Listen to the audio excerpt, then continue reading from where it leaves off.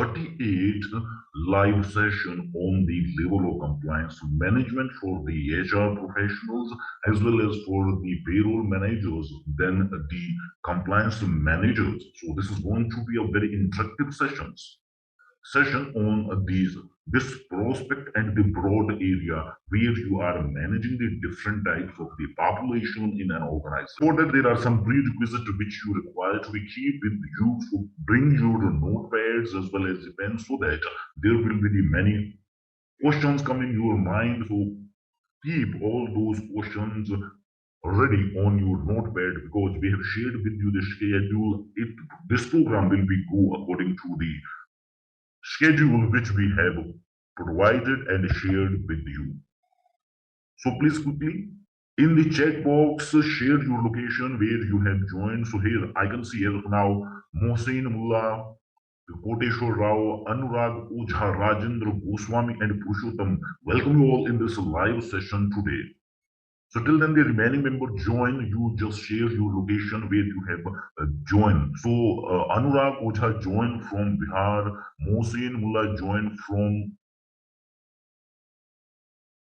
Maharashtra. Welcome you, Anurag and Vishal. You have joined from Bihar and Maharashtra respectively, and Koteshwar from Telangana. Welcome you, Koteshwar, in this live session today. Still the other member join this live session. We will come forward with the other people who have joined. Please quickly share your location where you have joined in this master program. However, you can also share in 1 and 2 words just what is your expectation from this program so that I can catch up all the things which you want to, which you are expecting from this program. However, it is well designed for the future management and the career development for the people who are dealing with this. So this program is also one of the strategic level program where we are focusing on the manager to the leadership role by this program so that you are getting all the things from here. So here the Rajendra has joined from Chennai. Welcome you, Rajendra, here from the Chennai. Purushottam from Chennai also he has joined this live program. So welcome you all in this live program. So it is now 4:01. I'm sharing the screen with you what we are exactly covering with this program today and what you are getting. So this is a certificate program, and for that you will be provided after completion of this program 2.5 years. You will be provided with the certificate. So that certificate will be released on the Wednesday. For that there are specifically the separate provisions. So I will that share at the end. Furthermore, what you are getting in this program also, you will get different types of the ready to implementable templates which we have designed specifically for your learning as well as your practice so that you will be get personally so that you can use. The members who have joined in between, so please share your location from where you have joined. Shweta as well as Karthik, they have joined in between. So please share your location where you have joined in this live program so that I can welcome you personally in this live program today. And then I'm sharing the screen here with the member what we are covering and how this program is going to forward for the next 2.5 hours. We have divided this program quickly. I'm sharing the schedule which we have already shared with you. So we have divided this program. So quickly, Karthik and Shweta, please share your location where you have joined location from any part of India so that I can personally. So as of now, there are only 10 members who have joined. They are remaining on this program. We have seats specifically for the 20 members in every program. So there are around 18 members who has registered for this program. So the Shweta joined from Bangalore. Welcome to Shweta here in this live session. So let's begin with the session, and we are starting with the impactful learning related to the future readiness of the HR professional, even that you are related to the IR, HR, as well as the payroll and the compliances. Also, if you are a service providing for your corporate and your clients, that will also help you how you have to be ready and prepared for the future. So that is the motto of this objective. Then Shiva has joined in between. Welcome you, Shiva, in this live session today. Please share your location where you have joined in this live. So one thing which I wanted to share with you clear in the beginning. So in the between, you can ask the questions that in the chat box only. Please keep yourself muted during program, because we are going to record all this session, and we will get the video recording of this session by Monday or Tuesday. So some member whose mic is unmute, please mute yourself, so that there cannot be any disturbance, so that in the future, when you are utilizing this learning for your future learning with the referencing of the documents we are providing to you, so that you can clearly hear the voice and the learning what I'm sharing with you, what we are learning here. So that the two things which I am sharing with you. So number one, this program is a certificate program. You will be get a certificate at the end of this program, but there is a provision you will be get this certificate by Wednesday, and then after you will be get the different type of the to implementable templates that will be received by today only.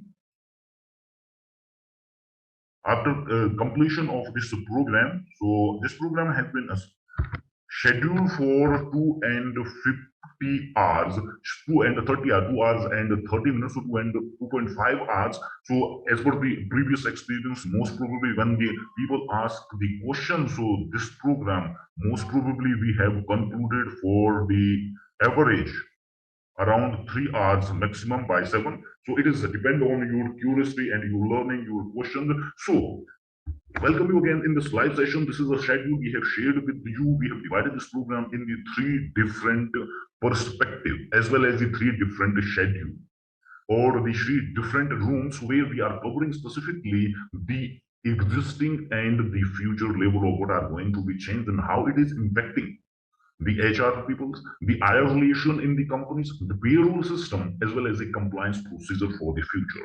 So that's why all that learning will be based on these requirements, and the specifically with the objective to developing the career of HR manager as a lead for our leadership role in the future. So I'm sharing some strategy with you, which we have covered up. In the second phase or the second section, we are specifically going into the practical learning. So practical learning will be about the, so I think Karthik, you have kept your mic unmuted. Please keep it mute, so that the recording will be accessible for the member in the future when you are getting or when you are going to learn from. So here in between, Lakshmi has joined. Welcome you, Geja Lakshmi. I think you are from Chennai, so welcome you in this live session.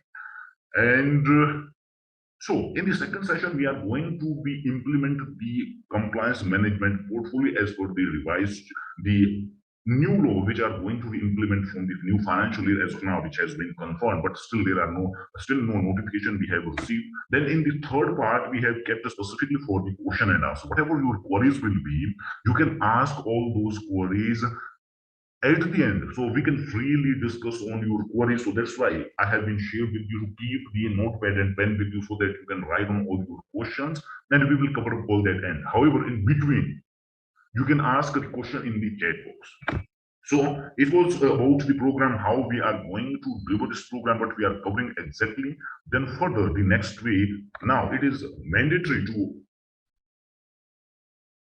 know about the platform where we are interacting. So this is the program of the SBR Learning Studio. This is the GIGS platform where many professionals, they are working together for enhancing the capability of the people, specifically the professional development in the HR and other core areas. So this organization was established by the people in May 2020 during the COVID, and it is now 1.5 years of old organization, and with the objective to provide the best learning platform with a reasonable cost. And the founder of the platform with the vision to the influence and educate 100 million people by 2040 with the best of the professional knowledge which can cater to professionalism in the industries. Specifically, what the institution and academics are not teaching or preparing the potential of the people or professional to cope with the requirement of the actual working place, so that we are bridging that gap through our platform. It was the objective when we established this platform. However, we are in the mission also to influence and educate 25,000 students in the every year in the different platforms, and also with whom we are connecting, so that are the valuable asset for us, as well as the long-term association we are looking forward with them. Similarly, the people who have been connected with us as of now, they are the our GLL, Great Learning League community members. So you can connect with us for any future related. If you have stuck anywhere, you can connect with us. So there you have provided the community. You will connect and ask a question to us or our different members. So they will be answered your queries. So then it comes to about the different service where we are. Earlier, when this platform was started, it was specifically started with the only the digital learning solution, where we are providing the 5 types of the solutions. For that, you can visit to our website. And furthermore, we are also into the pan-India license services, corporate consulting services, individual and group mentoring, then professional room building, digital solution, where we are discussing or learning the professional skill digitally. That is our the prime platform where we that the gigs of this SBR Learning Studio, the organization, will get together for a common purpose. Then the digital library service we are also providing. When it comes to the learning, that the digital learning solution, we'll be providing the solution for the personal development, the professional development, individual leadership development, and the business development that are into the digital as well as the physical programs for the corporate.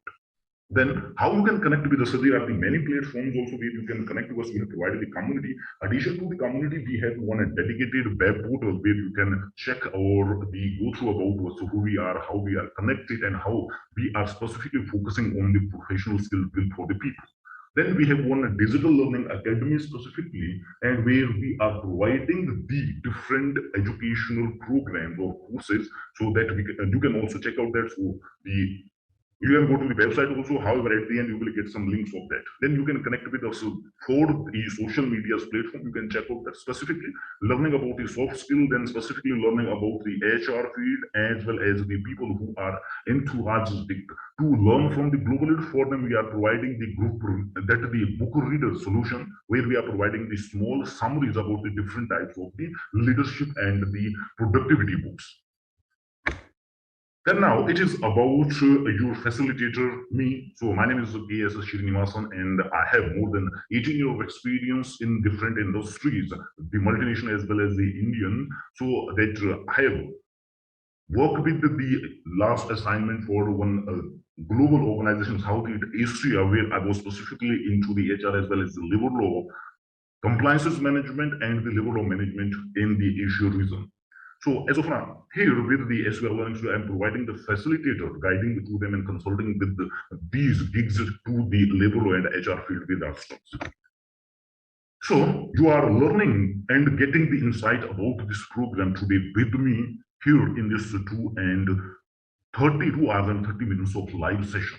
So however, what we are covering up here specifically when we talk about the labor law, and that are the driving tool for the different types of the perspective in the organization.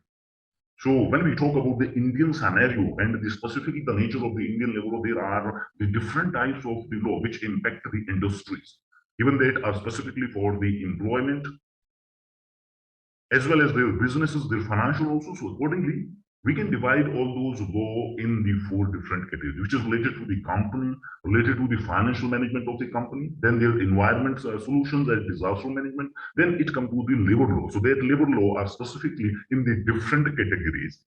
So that are the employment law as well as the other related laws. So that in the detail I'm sharing with you before going to understand the future perspective and readiness and preparation.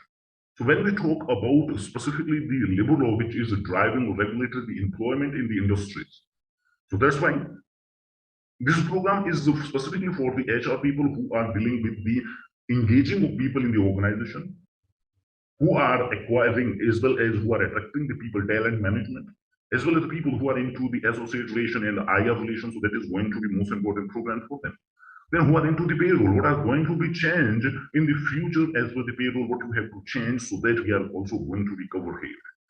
The next one is specifically the compliance management. However, as of now, we are also managing the compliances, how good, and many people they are going to manage it good. But here, I'm sharing with you one strategy how quickly you can assure the maximum or assure the 100% compliance in your organization without any hectic work, which is considered in the organization as the paperwork. And that does not consider and the profitable as well as the productive work. So that's why it was considered as a little part by the companies. But in the future, what is going to be happen that I am sharing it here with you. So when we talk about the labor law and specifically the laws which are impacting the organized, so we can divide that into two categories. One is the primary law, which specifically required approval from the authority when you have to commence a business. Then there are the secondary laws which are important to an organization, but it does not require any prior approval before commencing of a business, but these laws are important for the organization. So with this category, we will be understand the perspective of the different law as well as for the future law which are going to be implemented. Then it comes to it cater down into the employment laws.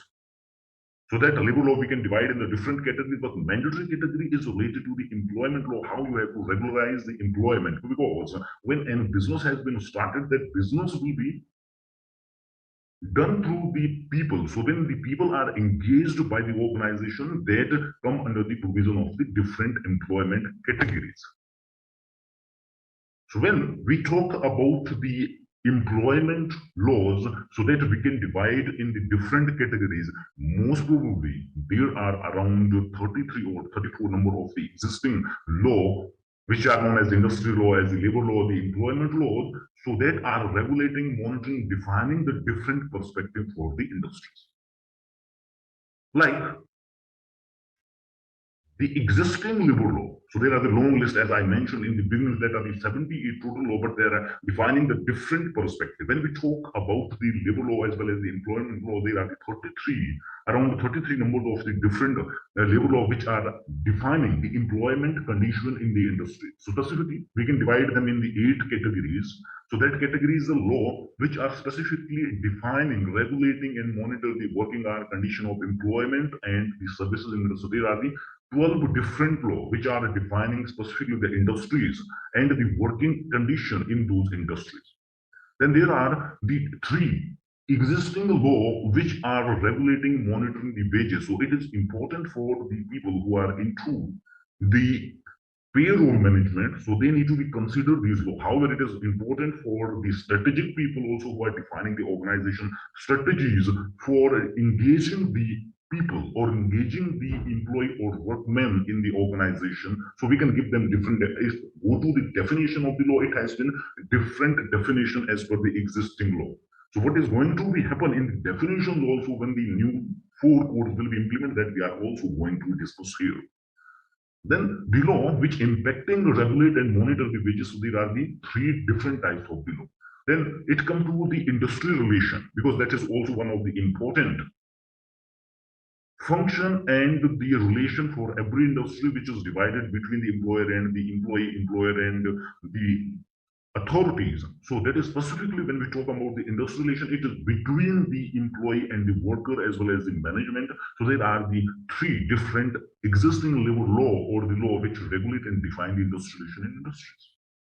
Then separately, there are the law which is specifically providing the provision for equality and empowerment of the women. Then law which are specifically defining, regulating the social securities. These are the existing law. We have categorized it in a different category, that are the relevant categories which are required by a professional to learn deeply. When you understand these law deeply, you will become from a manager of HR, where you are just working as a manager, where other people are influencing your working. You can work as a leader in your function. So that's why there are the many people who are now in the board from the HR and field who are good in the labor law also.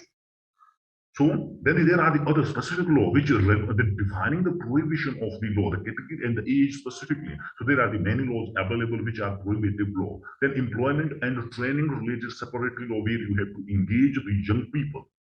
Then environment and disaster. So these are the different categories which are mandatory for the organizations and that are impacting, regulating, monitoring employment in an organization, and that is the role of the HR people, as well as who are taking care of the associate relation, IR relation in the industry, who are into the payroll, as well as who are into the compliance. So altogether, it is important for the every function of HR where you should learn about deeply the existing labor law and its impact in the future. So that's why this program we have designed specifically for making you ready and prepared for the future when the new regulation will be implemented. So specifically, what we are covering here as an example, when we understanding all the different categories, how the law that are defining the condition of employment wage, which we have discussed here in the different categories. So those categories are the working hours, the condition of employment, services, wages. So that are different categories. For example, we are here understanding the existing labor law, and then we also understand what is going to be changed in the future. And then furthermore, we will also understand the purview of the 4 new labor codes, what they are going to be changed in the industry and how it will be impact your career in the future also. That may be the opportunity for you also, or it may be also the sin for the professional. So I will be declared that at the end. So first of all, understanding the different laws. So where we are here mentioning the like factories, shop and commercial. So that are the different law which are defining the different categories. So for example, here we are covering or specifically exemplifying the factory scenario. So remember who are from the different other industries which are not factories. So it does not mean we are not covering. All the laws are relevant because here where we are talking about the industrial sector. So it is defined that there are the 3 major industrial sector, which has divided in the primary, secondary, and the territorial sectors. So in the primary sector, all those industries which are into the businesses and processing of the natural resources into the final output. And in the secondary sector, all those industries are kept whose processes are the dangerous hazards and which is totally transforming one natural part product to the another different shape. So that's why their processes are very critical. So maximum number of the industries which are in the manufacturing that are covered or come into the secondary sector. So that's why maximum number of the labor law that are applied to the manufacturing industry. So that's why we are here exemplifying the factories specifically or the manufacturing industry. Furthermore, in the territorial sector, there are the KPOs, BPOs, IT industry, service industry that come into the territory and specifically kept in the where there are the people processes only or the people services. So when we talk about these 3 different scenarios, so then it comes to the where you have to be regularized the working hours and condition that is defined by the law. And specifically, one thing which I want to be sure is between all those labor law which are specifically regulating the different condition of employment and service in the industry, their major objective and the main objective of the providing the health, welfare, and social health, welfare, and safety provision to the industrial laborer as well as the industrial employee.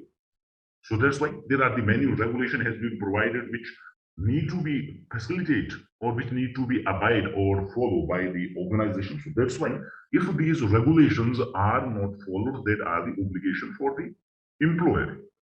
If these regulations are the obligation, so there are also the provision of the penalties to if that are not fulfilled. So that's why it is mandatory for every organization you need to be compliant with the regulation of those laws. So when it comes to like the law, there are the law which is first when we discussed in the beginning that there are the 2 categories of the law. That one is primary, another one is the secondary.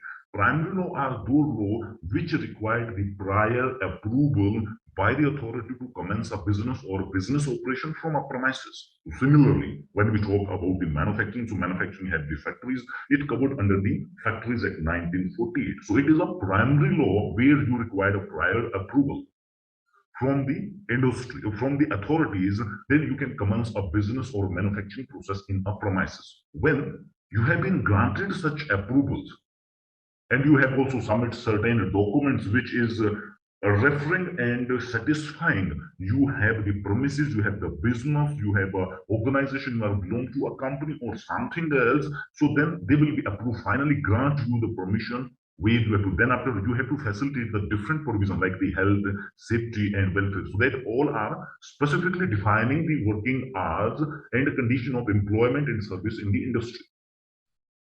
So this is in the scenario of the industry. So similarly, there are the other industries also like the plantation, mines, the dock workers. So these are the different industries which are defined by the different laws. So that are the law which are specifically defining the working hours. So why you should know about all these? Because every law or the every industry that are regulated by the law and the law is defining the minimum requirement that you need to be fulfilled. Similarly, the industries which are not the factories, like there are the IT industries, hotel, restaurant, that also required a prior approval. So that approval is based on the different law which is regulating the working hour or the condition of employment in the industry, that is specifically the shop and commercial establishment. So every industry which are not factories, even though there are the plantations that are the separate regulation is there, and there are the mines, the separate regulation is there. But the mostly when after it come to the secondary sector, there are the territorial sector, maximum number of the service industry, ITs, KPOs, BPOs that are come under the provision of the shop and commercial establishment. So similarly, objective are still same: the providing of the facilitation, the employment, the providing of the facilitation of health, welfare, and safety to the worker or employee of these industries. So for that, there are the regulation provided by the Shop and Commercial Establishment Act. So that is the state specific. So it has the different enactment date. Then it has defining the obligation. If these obligation like you are not defining the hours of working, you are not assuring the double employment, you are defining also the opening and closing hour for the employee and displaying of the different provision and providing of the provision of these law like sick leave, casual leave. If these provisions are not fulfilled, so there are the provision of the penalties to the employer. It does not mean that HR people will be impacted. Ultimately, the impact will be to the employer who have the ultimate control over these industries. So these, if the compliances are not fully managed, they will impact your employee in the three different ways. So that is, one is their the business, second one is their finance, and third one is their reputation among their competitors. Similarly, where you are when you are engaging the employee in your organization, so there is the now the concept of the outsourced manpower. When you are outsourcing the manpower, there are the definitely the law is there which is required to facilitate the limit of the minimum provision of the welfare, health and safety to the outsourcing manpower. That is regulated through the Contract Labor Act 1970. So this law is binding the or bounding both the employer, the principal employer, as well as the contractor also, where you have to facilitate the provision. And this law is defining and making the principal employer more responsible than the contractor. So this means you have also to providing, you have also to facilitate, you have also supervise the provision for facilitating the compliances to your outsourced partner or your vendor also. Then it comes to the law, where we have discussed in the 7 to 8 type of the category. So that's the earlier, the three law which we have covered here, like the factories, the shop and commercial, and the contract, that are defining the working hours and condition of employment. And these three all are the primary law. Then it comes to the another one. Now, the law, you have engaged the employee, you have defined the working hour, then the law is defining the specifically when you are engaging the employee, you have to pay them something for rendering their services. So these are the different law which regulate, define, and monitor the wages. So for that, there are the three different laws. So what are the three different laws? And existing labor law, that are the minimum wage, which is defining the minimum payout for the every individual employee you are engaging for your business.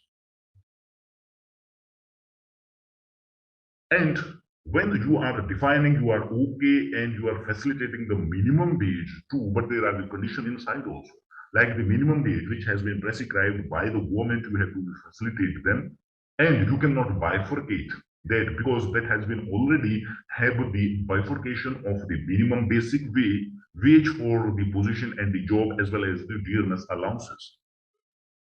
So the every employer, you have to be facilitate that wage. That is the minimum requirement which is required to be ensured.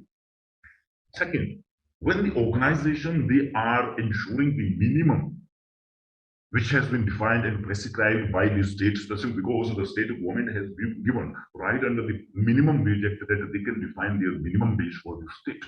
Then it is defining the regulation for when and how the employer have to pay those wages to the employee. It doesn't mean that employer can pay that on the 2 months, up to 3 months, 6 months, after that has been defined. The regulation under the Payment of Wage Act 1936.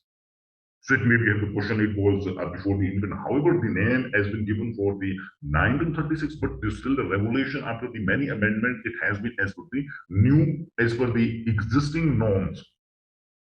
So there, the organization, you need to facilitate the provision for the assuring every single amount which is payable to an employee that you require to be insured. However, there has been provided the provision or the specifically providing of the regulation. So there is defining the certain amount or numbers. Like if in your organization there are less than that the 1,000 number of employees, you have to make the payout by 7th or before the 7th of the next month for that payout period, of which is known as the pay period. So the people who are into the finance or not finance, who are into the payroll management, they well know about the wage period.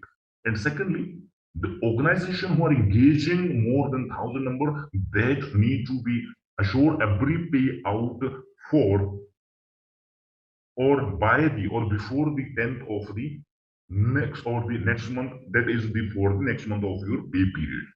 Then the maximum, if in the certain cases, like if any employee that has been left or that are not coming, so you have to assure the payout to those every employee within the 30 days. These are the requirement and these are the regulation prescribed by the law. You have to be fulfill that. If you are not fulfilling, so that are the obligation for the employer, and then there are the provision of the imprisonment to the employer. Similarly, then there are the another existing law which regulate and define the wages. So that is also when the organization that are established with a common purpose to generate the profit, and ultimately who are generating the profit. So that is the important role of all those employees whom you have engaged. The employer, he can define the strategies, he can define the payout, he can also acquire these big organization, but they can attract the employee, but the employee are ultimately the member or the actual generator of your profit. So that's why what the employer need to assure to the employee. Earlier it was not available, so that's why the government enacted with the demand of the unions and the different scenario happened in the history. So there it was made the provision of the assuring the minimum bonus to the employee. So that is required to be paid by the every employer, even though there are some exemptions also for the new incorporation. So here you need to keep in mind, one is the establishment, one is the incorporation. Incorporation means when any new company establishment, they are exempted for the paying of minimum assured bonus to the employee. But if that is the establishment of any company, establishment means any factory or any offices, if the mother incorporation or the original incorporation has been incorporated before 5 or 6 years back or before that period, you need to be pay the minimum bonus for that establishment also.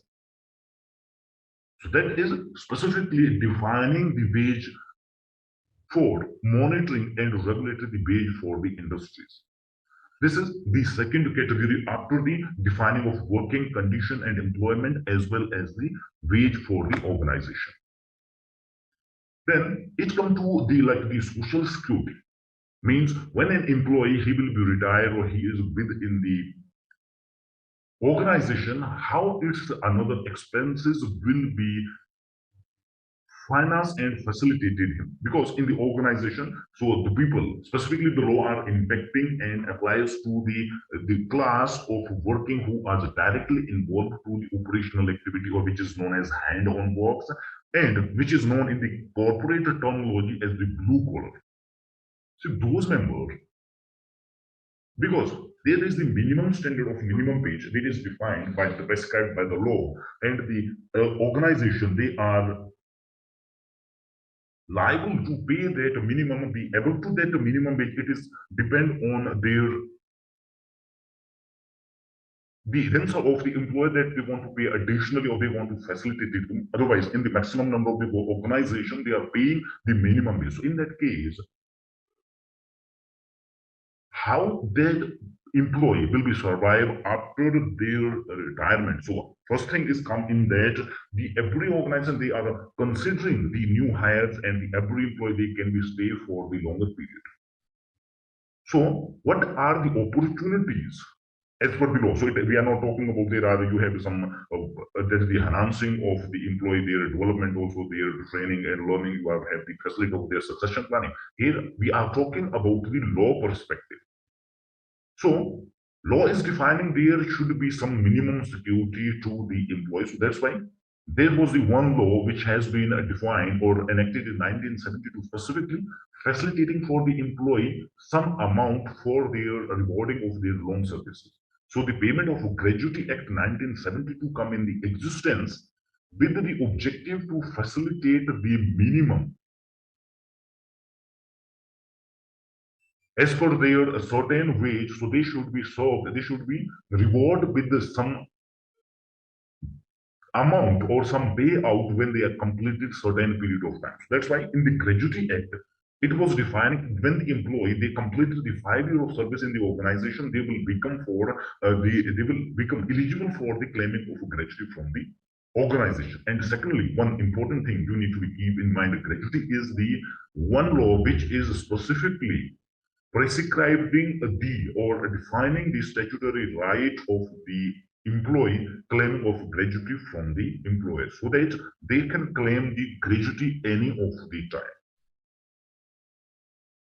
Means the any employee who has completed 5 years of services, they can claim the gratuity. It is only for when their services has been terminated, and when their services are superannuated, it will be applicable after that. But when he has been completed the 5 years, he will be eligible for the claiming gratuity from the employer. So as the HR people, you have to be defined that in your payroll structure also. However, it is the statutory, it is mandatory, but it is not coming in the other, like in your, there is the companies which are defining the gratuity specifically for in their CTCs also. So that is a different definition which has been as the concept of the the corporate strategies or the corporate payroll strategy. But however, as per the law, it is the separate. So you require to be make or assure the payment of the gratuity to the employee. Purushottam is asking what is the correct formula for gratuity calculation. Okay, so it comes to the now. He can claim, an employee, he can claim the calculation, or he can claim the gratuity from the employer. So it comes to the how you have to be make pay out that gratuity. So the law is defining it should be paid, or he will become eligible for the completing of 5 years of service. However, when you have to be paid the gratuity to an employee, it is required for regular years, and on the 5th year there should be 240 paid days. When an employee who has been paid for the 5th year 240 days, so he can claim the gratuity for the 5th year.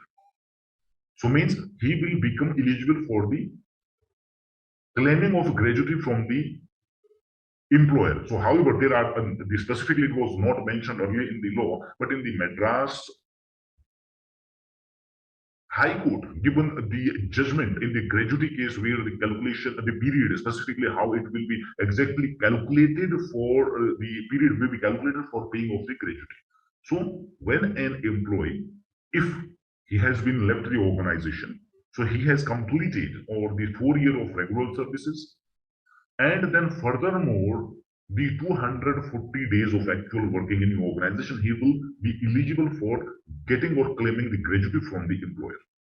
However, there are the provision also. The regular period means there should not be any gap in between.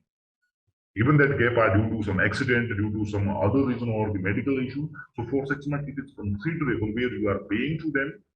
Or furthermore, that if it's some another condition also, so you can exempt for such period. So you have to be calculated that furthermore. But regularly or for the regular employee, it is the 4 regular years when he has joined the organization, even that is the mid or that is the beginning of the year. Then at the final year or the fifth year, it should be 240 days actual working. So he will become eligible. So now it comes to the payout as of now. So that will be calculated on the basic. So whatever is the basic wage or basic pay you are paying to an employee, so that will be calculated with the 15 days of that wages. So it will be paid for the 15 days by the formula is the basic multiplied by 15 multiplied by the year of the working 5 years, 6 years, whatever is the year, then divided by the 26. Whatever the amount will be come out, that will be the gratuity. So in the second phase, when we are going to be practically learn about the perspective of the law and the future readiness, so they will be practically define the gratuity, how you have to calculate that, and what will be its impact in the future when the new concept of the wages has been initiated and adopted or incorporated in the new wage code. Then furthermore, the additional thing which you need to be covered about the payment of gratuity. So there are also the gratuity can be forfeit for the some reason. So the code has been given some judgment for that if there is some cases of like the theft or there's some criminal cases for the company fraud cases. So in that case, you can also forfeit the gratuity. So there, the motion is asking if an employee left organization after exact 6 years and 6 months, then how we calculate his gratuity. If he has been left from the 6 year completed and then the 6 month, so for it is for the 6 month and 1 month, so it will be covered. If it is the for completed 6 months, so it will be calculated as 7 years. If it is less than like 5 months and 29 days, it will be calculated only the 5 years. Means 6 years and 5 months and 29 days. So it will be the 50 plus and 50 down. So it will be considering the 1 full year if there is the 6 completed month. If there is less than 1 month, 1 day for completion of the 6 months, so it will be calculated only the previous year, means the complete 6 year. So that is the calculation of the fine. One is the eligibility. So first we have discussed about the eligibility for the first time eligibility. So that is the 4 regular years and 240 actual working days. That is the eligibility when defining of the 5 year of completing. When it is coming for the making the payout, now you have to be make the payment. An employee who has worked for the 12 years and he has worked for the 12 years, 6 months and 2 days. So it will be considered 13 years. If an employee he has worked for the organization 12 years and 5 months and 29 days, that will be calculated, that will be gratuity will be paid or calculated for the 12 years only. So that is the fundamental and the provision as well as the practical application of the gratuity payment for by the organization to the employee. But however, this is the regulation, only regulation which is providing the statutory rights to the employee claiming of the gratuity from their employer when they have worked for the more than 5 years. So here you have to keep in mind the 5 years for the claiming or becoming eligible. When practically it cut down in the practical, so it required the 4 regular years and 240 actual working days, then he will become eligible for claiming of the gratuity. Now, it is for the professional, like the who are the HR, who are taking care of the payroll, who are in the exit process. So you need to be assured the every employee who has left your organization, if they have been left the organization before 5 years also, you have to be calculate. And so that's why you need to be regularly update the period of your employee in your organization.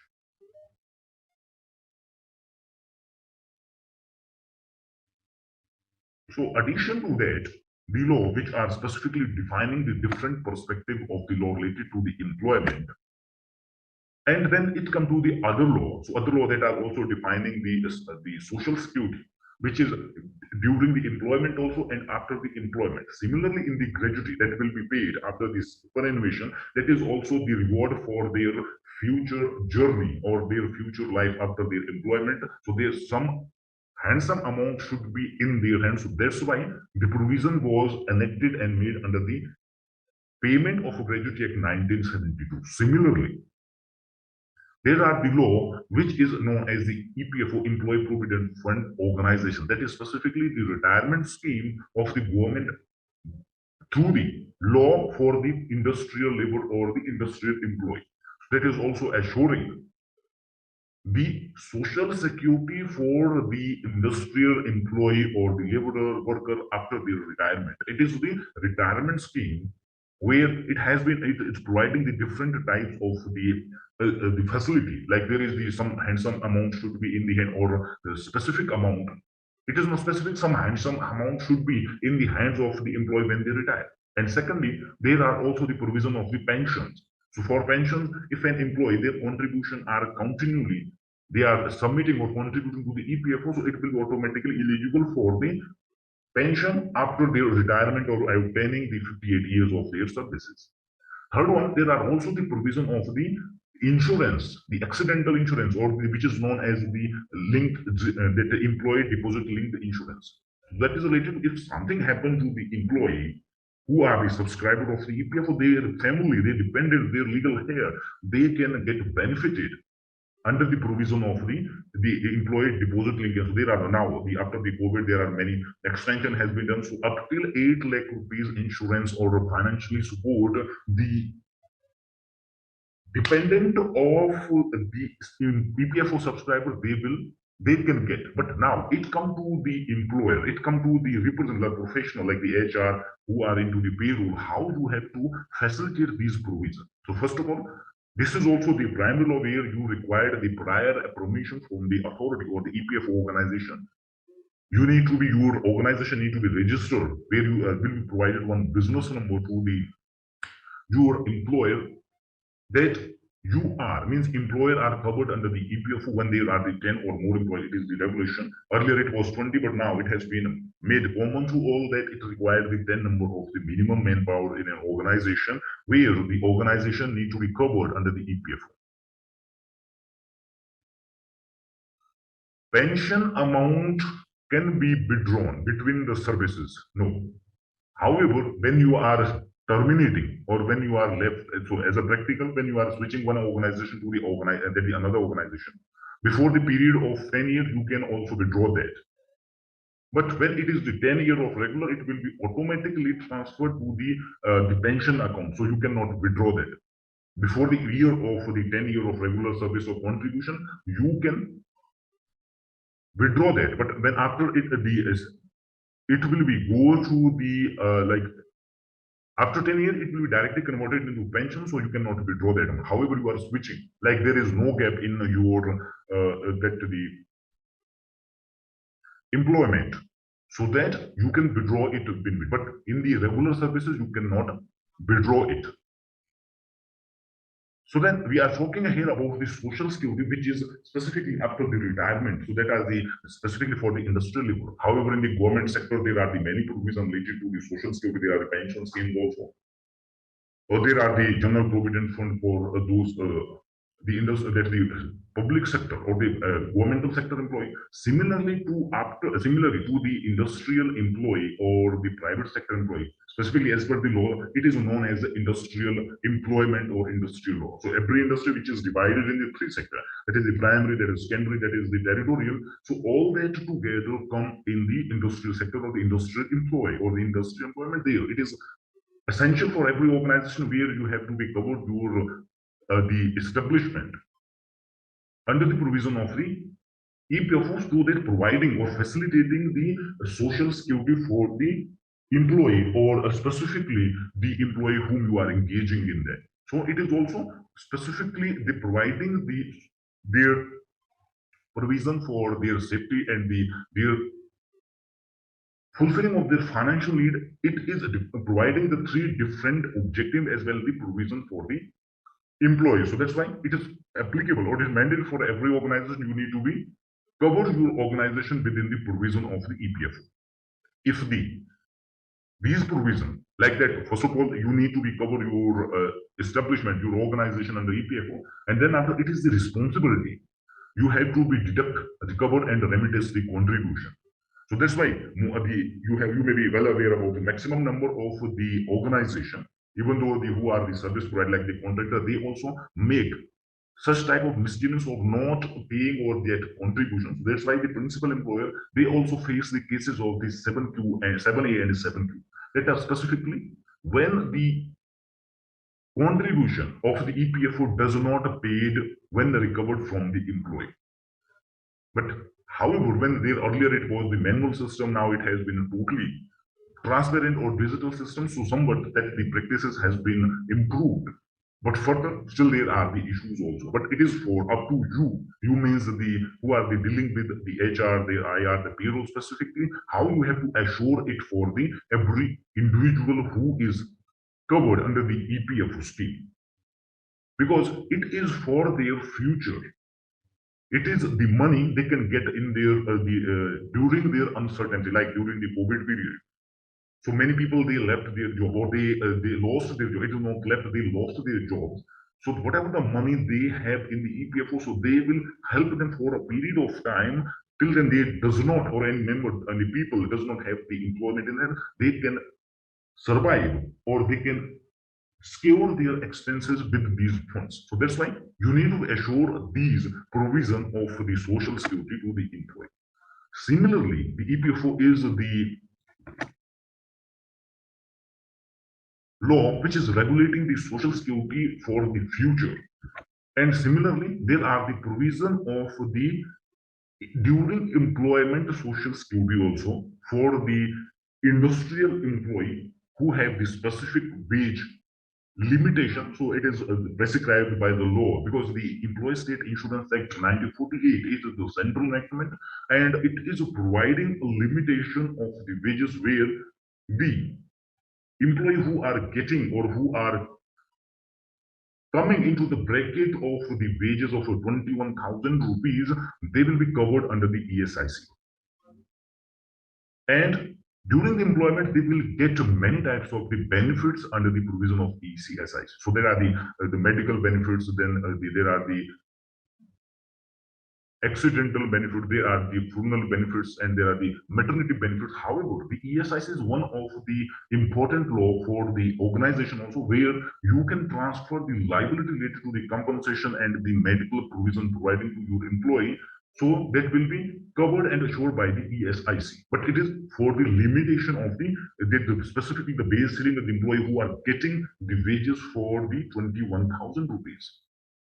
But it is mandatory for the organization where the 10 or more employee, you need to recover your organization under the Employee State Insurance Act and its provisions so that you can facilitate the during employment welfare to those employees. However, it is based on the some contribution you have to be recovered from the employee and then you have to be submitted.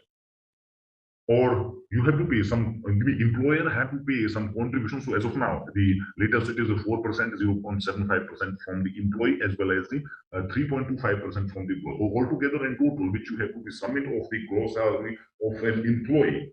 That is the 4% you have to be submit in the contribution. However, after the employment or retirement, there are not a provision of anything to get in, but during the employment, if anything happen, even there is some case of accident, the disablement, the medical, and the medical also. So that types of the facilitation and the during employment, welfare and health provision or the social security provision are provided and covered under the Employee State Insurance Act 1948. So that's why you means the who are responsible for assuring the HR term, where or where you have to submit the contribution, you need to be assured the provision of these law.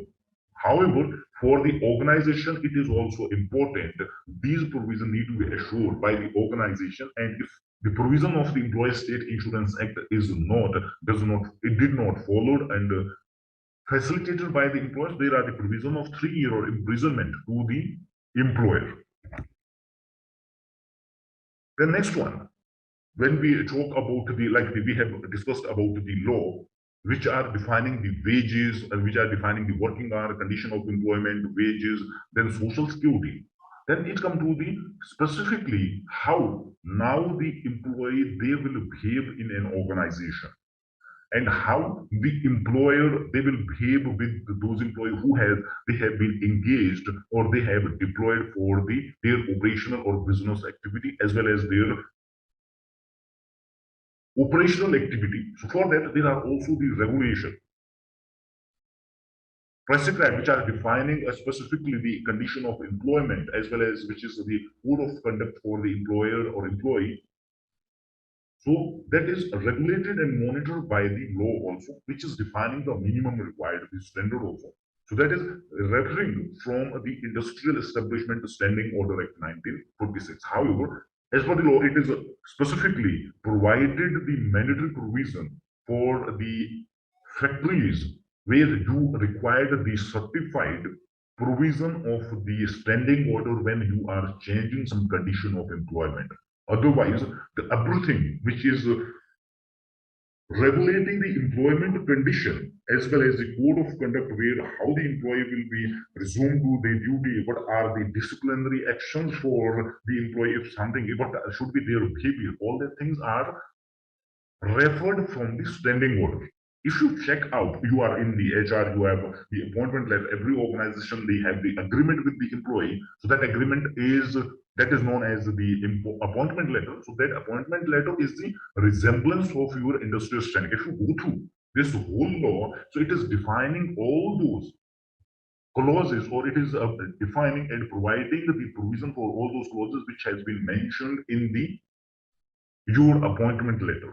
However, many organizations we have seen that, or the professional, they just go to the Google and download one template for the appointment letter that has been drafted, but it requires some legality and legal parameters should be done. So for that, you have to deeply go into the Industrial Establishment Standing Order Act 1946 when you have to define a proper and with the legal provision of the employment condition, so it will be better for your organization as well as the HR professional, how thoroughly and the legally you can draft an appointment letter. So that is also one of the defining of the condition. And that condition will be with the agreement, and that agreement is known in the every organization has the appointment letter. So that are the provision you need to be facilitated, that is defining the condition of a code of conduct and condition of employment in the organization, how the people have to be paid. Then now, so these are the different law. However, then it comes to the other law where specifically something is prohibitive. And this is one of the important requirement of the industries now where the people, the organization, they need to facilitate the provision of the prevention of the sexual harassment and at workplace. This is one of the new enactment or the new requirement where the every organization need to fulfill these provisions. And it is also the new opportunity for the HR people and who are into the services that you can function as a POSH facilitator for the organization. Because under the provision of the POSH Act, there it is required one person in your internal complaint committee should be from the external organization who have the practical functioning about the POSH regulations. However, under the provision of this law, the organization need to facilitate or assure certain provision. Even there are, the law is defining that the sexual harassment of women at workplace, its prevention, prohibition, and redressal. So for that, the every organization who are having 10 or more employees, they need to be constitute the internal complaint committee.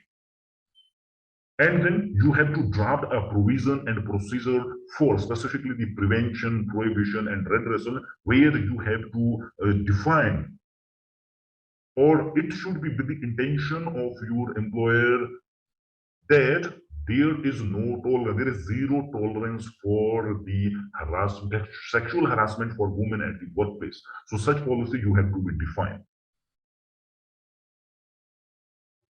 Then When you have all things, then you have to display the orders, means you have, it is mandatory to have to be constitute the committee defining of the policy, and then furthermore you have to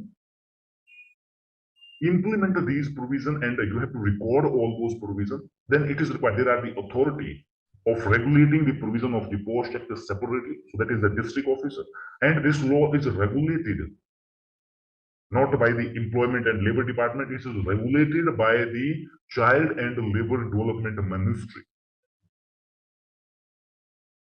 So it is more strict. However, in the many organizers they have formed the policy, but actually it is not happen here. But you have to assure, as the service provider, you are HR, you are associate relation, you are a person who is responsible for the managing of compliances. So you need to be assured these provisions of the POSH Act 2030. It is mandatory for if any case will be happen there or something will be happen. However, you can mutually conclude that, but furthermore, it is something you are covering. So that's why you need to be make the provision of the assure the provision of the POSH Act 2030.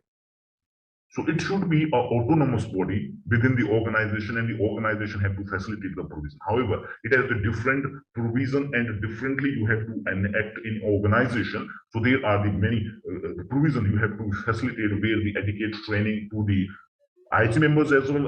Also, the sensitization program for the every individual you have to conduct. Then you have to submit the annual report to the district officer. And the organization need to assure every facilitation and assistance to the IC committee for their penal consequences. And it is like the similarly as your disciplinary procedure is happening, similarly the provision you need to be facilitated for the IC committee also. It is mandatory for the organization if there are the provision also if these obligations you are not fulfilling. So there are the provision of the 1 lakh rupees fine. However, it is the second time also it will be double of that. And also the business license can be cancelled. Even that is the factory, that is the shop and commercial establishment. Whatever is the establishment, you need to be facilitate the provision of the POSH Act 2013. And if those obligations are not fulfilled, there you can be imposed with the fine of the 1 lakh rupees. But further, there are the provision of the cancellation of your business license.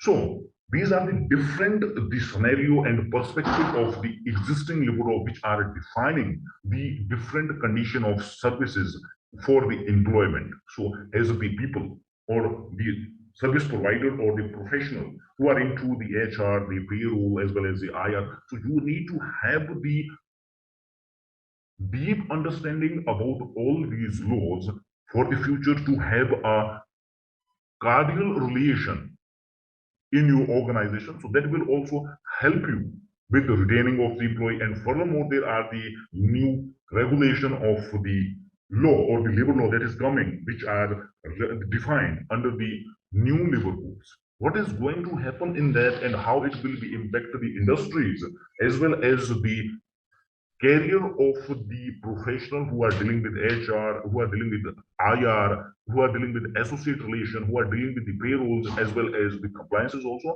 It is defining the new way for the professionals who are into the HR, labor law, payroll, and whatever is coming under the provision of the labor law. So that's why here in the beginning I mentioned that this today's masterclass will define or specifically provide you a way out how you can see the opportunity from a manager to a leader in your profession of the HR. So similarly, as we have discussed about the existing labor law, then there are the 4 new codes are coming or which are as of now it is confirming. However, there are not the gazetted notification, but it may be possible to implement from the 1st of April 2022. But furthermore, how you have to be ready and prepared for the future when the regulations, what is going to be changed in that? However, you may be well aware about the certain provisions which are going to be changed when these 4 new codes will be happening. However, there are the some the misconceptions has been developed by the organization related to the 12-hour workings as well as the other workings also, so that we have to understand the law thoroughly. then we can implement that every year regulation. However, there are also the additional control over the organization provided. What is that? So we are going to be discussed. First of all, in the previously, we have discussed about the existing labor laws. So that we have divided that in the different categories, like which are defining the wages, which are defining the working hour and condition, which are defining the specifically social security, which are defining the prohibiting, and which are also defining the empowerment of women in the organization. So now it comes to the four new codes. What are those codes? What exactly in those codes is? So here I want to share one important thing with you. The new four codes that are nothing new, that are only the merger of the existing labor law. So that's why in the beginning I have mentioned that there are around 78 laws which are defining the industries. Specifically, we categorize them in the four different categories, and then it comes finally the most impactful law that are related to the employment law, and that are divided in the different category based on their perspective and their nature. So that we have that nature has been categorized in these four new codes. However, there is nothing new instead of the merging of the different existing law into the four new codes, and there are some new concept has been adapted, and something additionally there has been added which can surprise you at the end when we are going to discuss about these laws. So here, as of now, we have covered the existing labor law and then the new four codes. So what is exactly happened? So there are around 29 of the central law which has been merged in these four new codes.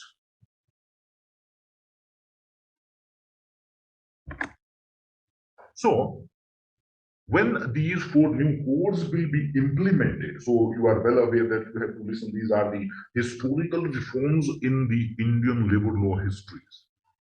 As of now, the labor law and the compliances of the regulation of labor, it is considered as the non that profitable work and non that it is not considered as that profitable as well as considered as the work for, it is considered as the paperwork only. However, when you have to show the regulations, so it is mandatory that you have to be that you maintain some records also. So when we see or when we say that it is the historical reforms in the history of the Indian labor law, so it is just in the some it can be seen that in the where you have to maintain certain records. So there are the changes happen. So the number of the different record which as of now we are maintaining, so that has been reduced for the some little. It is not so much big, but little lesser than the existing. However, exactly whatever the data you are providing as of now, even that they are the 40 or 50 numbers of the record you are maintaining, the similar data you need to be maintain with the 11 records also. So when we see the scenario, what is going to be changed,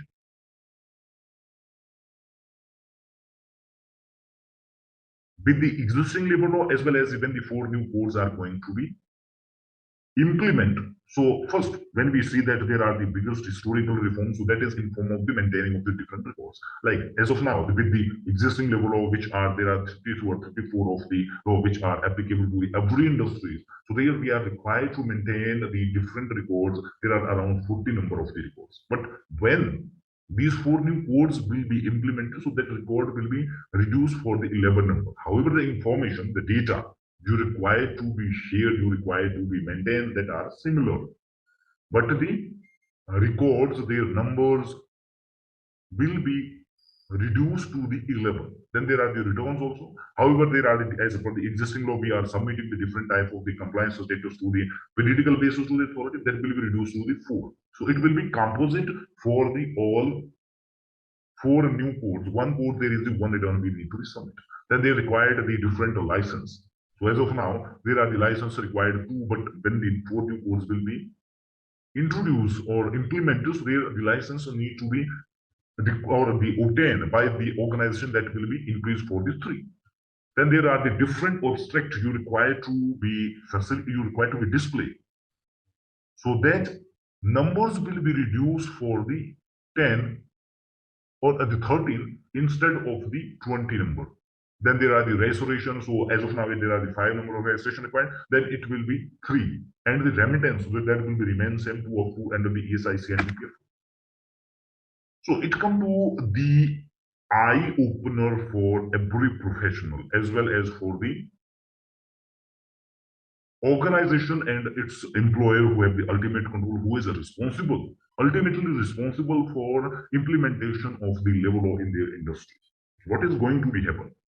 As I mentioned, it will be opportunity for the professional, and similarly, it will be a sin for the organizations also. How? As of now, there are the many practices the organization or the professional they have adopted, where the documents or records or compliances are maintained and compliant in the documents only. It is not existing in the.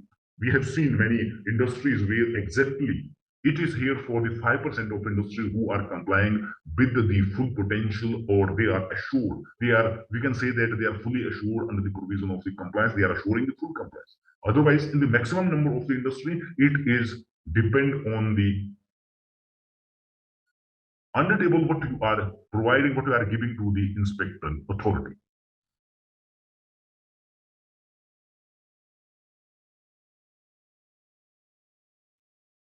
So what are the new registers? So we have also the provision for that. We have also defined the documents, the standardized format. So we will get also all those. But how that will get, I will share that at the end. So similarly, what is going to be happen? So these are the four new codes. So what is going to be changed when these 4 new codes will be implemented? So when in the beginning we have gone through the different law which are defining the different perspective of the law and their regulation and monitoring. So there are the provisions of the law that if those laws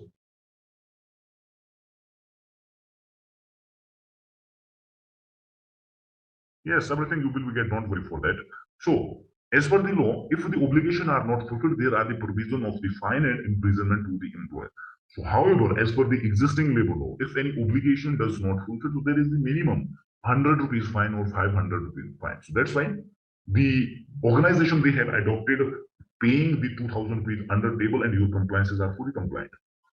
Otherwise, in the actual, you are not complying any provision of the law. It is just in the documents only. But when these 4 new codes will be implemented, it is going to be a blue for the organization. And also, it is going to be an opportunity for the professionals who will take it seriously about the deep understanding and learning about the labor laws and its impact and regulation. So here, what is going to change? What I'm here going to share with you. So the law has some provision you require to facilitate them. If those provisions are not facilitated or not fulfilled, there is the provision of the fine and imprisonment as a punishment, because the provision of the law that are considered as the punishable offenses. As per the existing law, all those existing law which has been merged in the wage code 2019, so there is the provision of the fine if the laws are not, or the provision of the existing labor law that not fulfilled, the minimum fine will be imposed to an employer 500 rupees only, and maximum 20,000 rupees if it is the severe cases on regularly you are not complying with the regulation. And there are the provision of the imprisonment, minimum 1 month and maximum 6 months if any provision like the bonus is not paid and the equal remuneration is not followed. But when this new code will be implemented, what is going to be happen? The fine which was imposed 500, it is going to be hike for 20,000 rupees a minimum. So now, just imagine, or maximum it will be 50,000 rupees. If an organization not fulfilling any obligation, so there are like the 5, when any inspection happen for an organization, they does not mean from the one law only. So there it will be with the all perspective and related law. If under the provision of the wage act, what are the regulation under that, if there are, for example, 5 number of the obligations are not fulfilled, so what will be happen? So it will be cost to an employer 2,50,000 rupees. However, the provision of the imprisonment has been removed from the Wage Code 2019, but the financial impact will be increased for the organization. Similarly, the codes which are defining the industry relation, so all those existing level of which has been merged under this code, so what is going to be happen? So in the existing level, there are the provision of the fine minimum 100 rupees or maximum 5,000 rupees. When the regulation of the Industrial Relation Code 2020 will be implemented, so minimum fine will be imposed to an employer 50,000 rupees, and maximum it will be go up till 2 lakh rupees.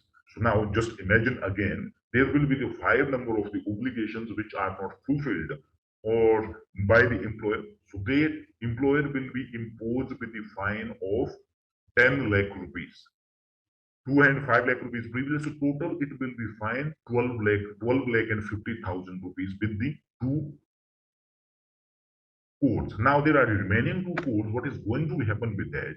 So there is the code, the Social Security Codes 2020, where the all those existing labor law which are defining the social security that has been merged in the Social Security Code 2020. So under the provision of the existing law which are defining the social security, regulating the social security, and monitoring the social security for the industrial laborer. So there are the provision of a minimum fine 500 and maximum fine for 20,000 rupees, and imprisonment, the minimum 3 months and a maximum 3 years. All those laws which regulating the social security in the industries with the existing labor law. But when this code, the Social Security Code 2020, will be implemented, what is going to be changed? If the obligations are not fulfilled by the employer, it is impacting double of the previously which we have covered. So there is the minimum fine is 50,000 with maximum fine which can be imposed for an employer, that is 1 lakh rupees. So now just imagine 5 remaining, there are the 5 number of the obligations, so it will be adding the 5 additional lakh rupees. So it will be 17 lakh and 50,000 rupees within the 3 codes. So now there is the additional code which is defining the occupational safety, the health and condition of working condition in the industries. So what is going to be happen with that code? So there are the existing labor law like the Factories Act, so all that act which is defining the working hour and condition that has been merged under the Occupational Safety, Health and Working Condition Code 2020. As per the existing law, if any obligation does not fulfilled by the employer as a punishment, that can be punished with the fine and imprisonment. That fine minimum it will be 500 rupees and maximum 1 lakh rupees. And there are the provision of the minimum imprisonment for the 3 months and maximum 2 years. But when the Occupational Safety, Health and Working Condition Code 2020 will be implemented, so there are the provision of the minimum fine 50,000 rupees, the maximum 5 lakh rupees. How much? 5 lakh rupees. Now imagine again, there are the 5 number of obligations which are not fulfilled by the organization. So directly there will be the direct cost or loss for the employer 25 lakh rupees. So total, under these 4 new codes, what is the financial impact immediately to the employer? So that will be around 42 lakh rupees. Now imagine if when these 4 new codes will be implemented, all that regulation you require to be fulfilled there. If not fulfilled, does your employer will pay 42 lakh rupees for authority for inspecting of not regulating the compliances? Never. However, as of now, there are the monthly or the annually, some amount has been kept like 10,000, 20,000, 12,000 by the organization. It is practically in the 90% of organization, it is happening in the manufacturing maximum or the others also, because it is a little bit cost. But now in the future, if you are not complying with this regulation, so first of all, it will be impact the employment of those professionals who are into or who are responsible for assuring of the compliances. So that's why You need to be understand the provision, you need to be learn, you need to be practice all those provision. Before that, you need to be sure, you need to be ready for implementation of these provision before it will be implemented. However, it does not mean that it will not be implemented, but definitely it will be implemented. Possibly it may be from the 1st of April or otherwise 1st of August or 1st of September, but it is there, it will be implemented. So you need to be ready and prepared for these regulations. So if you are deeply understanding, learning these concepts and ready, have the practical understanding about and the practical learning about these, the revelation of the 4 new codes, it will be a new opportunity for your career growth. So now what we have done here, we have done an analysis based on these 4 new codes, what is going to be happen and how you need to be ready and prepared for the future. So there are also the certain reforms which has been done, which is also impactful, which is also relevant, and which is important for your understanding. So first of all, as for the existing labor law which we have covered, or all those law which has been merged under the 4 new codes, there are, because every law that are defining their the relation for any dispute, so that is related to the finance, and finance is related to the wages, because the every law that is defining that objective is to welfare, safety, and health, and that 3 provisions are defining the industrial relation. So that industrial relation will be based on when the differences between the employer and employee happen, that is based on the wages or the payout you are making to them. So first of all, we can say that is also the historical reform, where it has been provided the one common, the uniform definition to the wage, considering of all 4 codes. However, as per the existing labor law, there are the different 16 types of the definition given for wages. Somewhere it is the basic wage, somewhere it is the gross wage, somewhere another wage. So there are the different 16 types of the wages definition.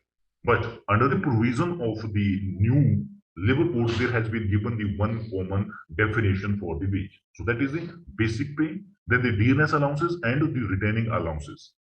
It means it will be your gross wage or the gross salary.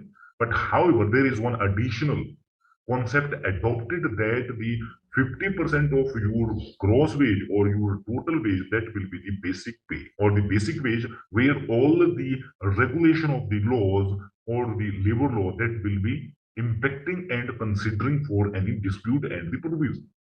So that concept will impact the employer and employee financially. How? So, because when the every calculation, or which are the remittance and other provision like compensation that need to be made on the wage concept, which will be increased for the basic, which is as of now, the basic is the total gross salary around 40% or 35% somewhere. So that will be increased for the 50% of your gross wages, or somewhere it is the 20% also. That will be increased for the 50%. It will be impact the employer, they increase their financial impact or their cost. Then for the employee, it will reduce their direct salary or their take home salary. So it is impacting for both. Then separately, what are the provision has been done or incorporated or made under these 4 new codes? That is a separate definition for the worker and employees. As of now, the different laws are there with that defining the workers only. But now these are the categorization for the employee has been separately defined under these new codes. Then there are the concept of the floor wage concept initiated or adopted or incorporated, and based on that, the minimum wage will be prescribed by the state government.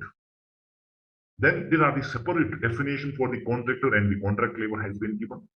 The provision for the payment of wage that has been revised, like earlier we have discussed during the payment of wage act. So there are the 4,000 number, it is 7th, and for the above 10,000 number, it is the 10th. And that has been revised for the with the new code, that is the 7th only. So every payment you need to be assured for the regular employee as per their wage period within the 7th of the next month. And then the other that the outstanding and other payment which is payable to any employee who has been left, that need to be clear within the 30 days.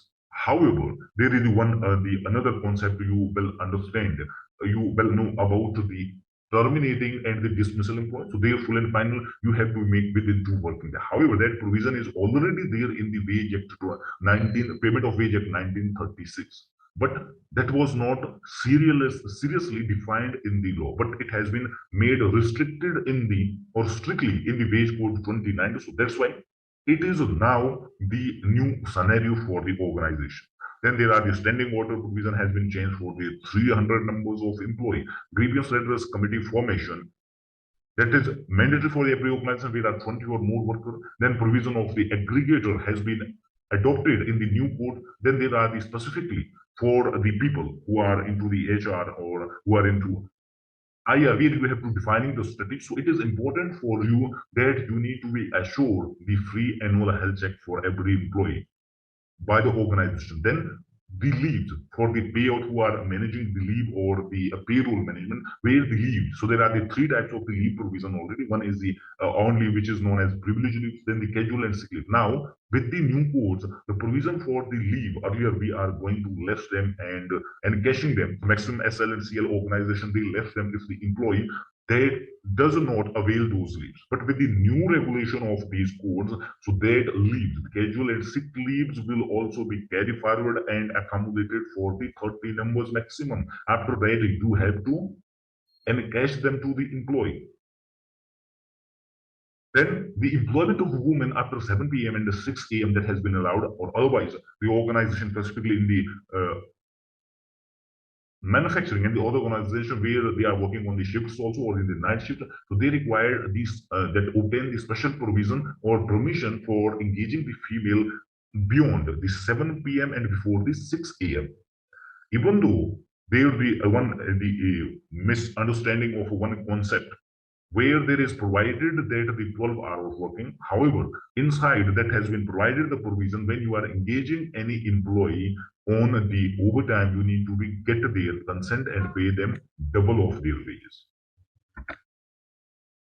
So now it was all about related to we have discussed about the provision, existing labor law, its provision as well as the provision of the new law. So now it come to the stage where we have discussed about the different laws, its provision, its perspective. Then now how you have to assure that in the future.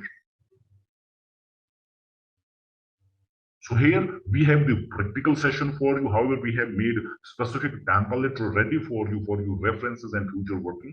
So how you can execute this concept in your organization, that the introduce and implement the statutory compliance management portfolio, how you can systematically assure the compliances with the new regulations.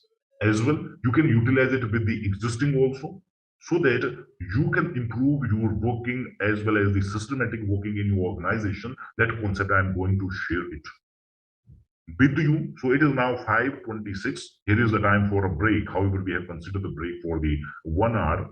So it took additionally 26 minutes after the 1 hour. So that here we are going for a quick break of 10 minutes. So it is 5:26 now. So by 5:36 we will be back. So till then you just refresh yourself.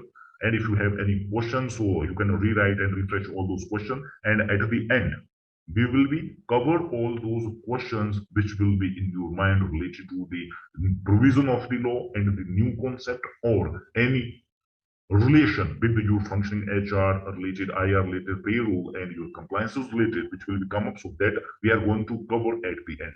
Implementation of your labor law compliance strategy for the future in your organization and helping developing a career strategy or the unique selling proposition for your future. So if you are back in the session now, so let's begin. So what we are going to be covered in the module number 2. So screen is not clear. Okay.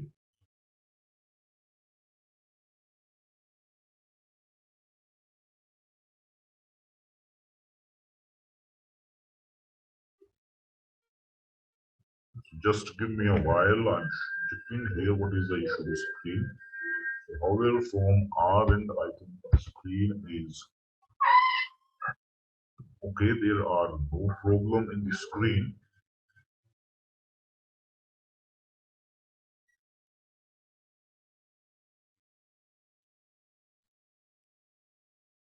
So please confirm, is the clear screen now clear to all of you? If it is visible for all of you, so that we can start this session. Okay, thank you so much. Let's begin with the section 2 of the your LLC Masterclass or the Master Program, where we are specifically preparing and becoming ready for the future. It's a regulation implementation when the new regulation are going to be implemented from this new financial year. However, it is important for the HR people who are into the HR, IR, payroll, and compliances. So this session is going to be more important for them. Most people who are into the compliance and who are into strategic HR. You have to define the strategy for the employment and the condition of employment in their organization. So what exactly we are covering and learning in this section 2 of this LLC Mastery Program, where we are developing the statutory compliance management portfolio for every organization, which is mandatory now for you. So this is your whole structure, your labor law compliance management portfolio is based on the three pillars. So there you are developing or establishing a base for strengthening your future HR career base with the USP, so that we are going to be shared with you. However, what you are getting with this practical session, and where we have designed certain template for your readiness, where you can utilize that at your organization. So here you are also getting or learning the four success skill of the compliance management specialist. That is the becoming more vigilant, more foresighted, more accountable, and responsible. So exactly all together what we are going to be learning here. So for your easiness and understanding, we have divided this whole portfolio in the three pillars. So that are the first one, where we will learn about the structure of the labor law or any law. So what is their structure? However, in the beginning, we have discussed about the primary and secondary law. Based on that, what is the structure of that law? So how you have to implement and how you have to assess it in your, because the law are already in existence, you have to comply with. But how this help will this strategy will help you, or this concept will help you in within the existing law. So you have to define that, you have to be understand the concept and structure of these laws. Then you are understanding the structure. Now you have to comply the regulations. So for that we have the three layer of process. Then finally, because you are also the employee in the organization and you are working for getting the rewards, so that how you have to be report your working. However, the concept altogether, which I can share, when you are implementing this at your workplace, it will automatically report your working when you implement this system in your organization. So this will also help you to brand yourself as a specialist in the field of your labor law as well as the HR in the future, so you can ask a certain value. So let's start with this managing and developing of the labor law compliance management portfolio, as we have discussed about the three pillars. So first pillar is specifically about the three layer of structure. So every law which are applicable to the organization that have the structure, that structure are three layers. Number one, when we discussed in the beginning, there are the two types of the law. One is the primary, another one is secondary. When we focus first on the primary law, so first of all, what are the primary law which require the prior approval? So as per this structure, you have to understand all those laws. Like there are the law which is defining the working condition, that are mostly or maximum the primary law. However, there are the social security law that are the as per the nature, that are the primary law, but that is also the mandatory. But accordingly, you have to understand the structure. So that is the three layer. First layer, it is required any approval. When it required any approval from the authority before commencing your business or getting any business from the any premises, or commencing any business from any premises, so that you require the approval. So that is the first layer. You have to obtain the approval. So there you require the specific knowledge, practical knowledge, understanding the formation, how the data capture, what you have to deal in there. You also require the negotiation, dealing with the licensing with the authorities also. So these are the different concepts you have to be learned. Then most probably after the licensing, as well as they are required the how you have to prepare the standardized document for that. That is also one of the requirement or one of the learning technique or a learning requirement for the HR professional who are into the IR as well as the labor law compliance and who are specifically into the license services.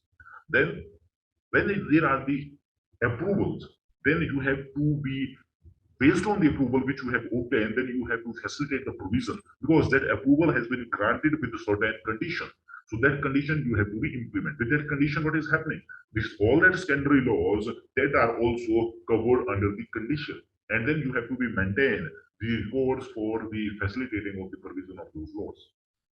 Then third one, the third layer, when you are assuring the provision, you have to maintain the records, but how the authority will assure you are definitely complying the regulations. So there you have to submit the periodical compliance status in the forms of the different returns or remittances.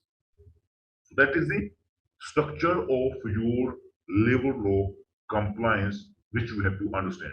So when you are understanding all the law based on this structure, it will be easy for you to evaluate your current status of your organization.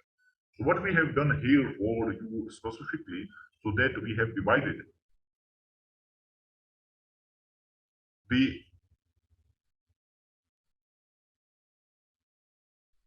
your labor law compliance portfolio in the where you have to develop a system or a vigilant structure that will help you what you have to do, what you are going to do, how you have to monitor this. For that, here we have prepared one template which we have given the master compliance calendar or checklist where that will be the result of all your process. Means in the second pillar we are discussing about the process how you have to go within. So for before that, I'm going to share that what will be the final result and what that result will help you and how that result will help you in implementation of this labor law compliance management portfolio. And it is the printable on the A3 pages, which you can utilize or which you can display at your desktop as your desk, where you can control all your activity, what you have to do. It is the final result of your all that the process of your labor law compliance management portfolio implementation. So that we have divided it accordingly to the three layer of your structure. So where the law that is required the approval from the authorities. So as in the beginning, I have mentioned that we will be exemplify here the manufacturing industry or the factories. When there is any establishment of the factory, so there you require a different type of the approval. That may be your factory license. That are the consent from the pollution, that no objection certificate. Then your building plan approval mandatory for the factories. Then no objection certificate from the fire as well as the your registration for the EPFO and ESIC, then registration of under the contract labor act, then you require some leaves also. So these are the approval which are required and which come in the review of your compliance provision. Mandatory in the organization, it is a regulated or monitored and responsibility of the HR people who are dealing with the labor law compliances as well as who are the it is the solely role of the who are heading or the managing of HR functions. For that, we have kept all that regulation which required to be approved, which required approval from the authority when commencing of a business from an establishment. If you are dealing with the multiple locations, so you can add up all those locations. Then what you have to do, what is the status of your compliance in your organization, so that you have to be displayed accordingly. And then you have to put the actionable items there, what you are going to be and what is the reason for such non-compliance. You have to identify it. When you have to identify these areas, it means you have to go with that the inspecting as well as evaluation of your status of the your compliance process or as well as your compliance status for the organization. How you have to do that? So next level we are going to be learn about that. So secondly, then it comes with the different the records you require to be maintained based on these approvals which you have obtained from the authorities. Then after what are the different records you require to maintain based on the regulations and the instruction provided with your regulation. So all that records you require to maintain. Similarly, we have added up all that displays and the record which you require to be maintained, their frequency, when you have to be submit to the authority, when you have to update, so that you just have to update it accordingly. But there one thing what you have to do. So there are in the states they have the separate rules. So there you have to be consider the rule number. So it may be from the specific states only. So then you have to check out it from the your state. So that form you have to check out. Otherwise, the different name of the records, the name of the your approvals, the name of your records, and then the name of your compliance or status that are same in all states. So then we have defined specifically what you require to do. Then what is their due date? So that is you have to mention this is the due date. You have to comply with the regulations. There's one thing we have seen many organizations where the people who are responsible for compliances they comply their regulation of the law for impressing their employer. When there are actually the inspection of something happen, then their compliances are zero, and that's why the people who are dealing with the compliances that frequently switch the organization or they are kicked out. So this system we have developed based on the practical understanding, practical knowledge and practices in the organization which assure 100% compliance without paying anything on the table. Even though in the organization there are zero non-compliances, and even though the authority, when they come with the respect, and because they know the organization have this system and they are working in. However, there we have the one tool for you, how you have to assure the compliances as per the industrial, the authorities, their internal system which has been defined. So that tool I'm here sharing with you. So what you have to do here, we have defined everything. You have to be add it here only the phone number which is required as for your specific state. Then there is the person of concern who will be responsible for that. Then monthly base when that compliance is required to be maintained. It is the last step. This is assuring or making you more vigilant and foresighted. Vigilant means what is the next step you have to do and what is going to be happen in the future. Like you have the factory and there are the factory license required. So that is the factory license have the three condition or in the maximum state, it is required to be renew for the annual basis. You can obtain for the license for annual basis, for the 3-year basis and 5-year basis.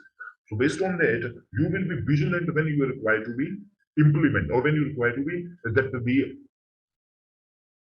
renew your license, and then you will make vigilant within that when you have to be start that. It is required to be start with the minimum 90 days before of its expiry period. So this template you require to be display at your desk, which you can print it and display it in the A3 page and laminate it well in, so that after the status you will be get from your inspecting of your organization, evaluation of your organization with the tool. I'm sharing it here with you, so you can utilize that for evaluating the current status of your organization with the regulation compliances. Then you have to incorporate that in this master calendar or the master template, which you have to display at your desktop or your desk where it will be in front of your eyes. So that's why in one definition or one saying is about the compliance leader. They should have everything on the fingertips. You cannot remember that. You can write that on the diary. You cannot carry on the diary. Whenever it is that known that the people they learn more and the learning is impactful, more impactful when there are some visualization. When you visualizing it every time when you are sitting on your desk or you are moving here and there anywhere from your working, so during time you can just see this template and what is going to be happen, what you have to change. However, it will also help you how systematically you are working. So this template will be reached to you as it is ready to implement, but you have to be incorporate the due date as per your state, and then what are the consent and their numbers and record their numbers. Otherwise, you can implement it as it is in your organization. Then it come to the next level now. So here we have discussed about this is the final result of all your processes. It is based on the 3 layer of structure which we have discussed. And then what will be happen in the next pillar and how now you have to initiate the process to reaching to this level. So there, what we have done specifically for you. So in the process, as I mentioned that the mostly organization, they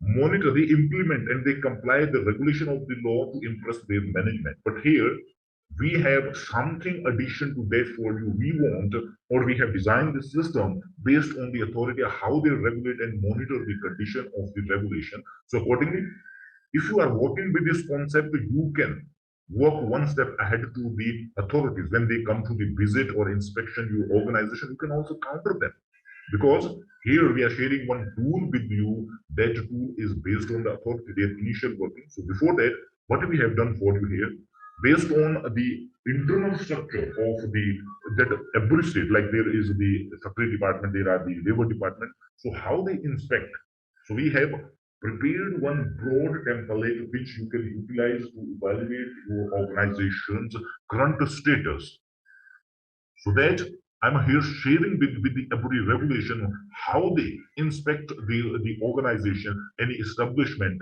any organization, what are their steps, what are the areas, how they inspect. So basically, you have to inspect or audit or evaluate your current organization status. So for that, we have here the ready references for you, where you have to just utilize that template, that, or just to check out if the status of your compliance it is according to those provisions. Then you have to identify the non-compliant area. When you identify the non-compliant area, then it is starting the actual process to comply all that.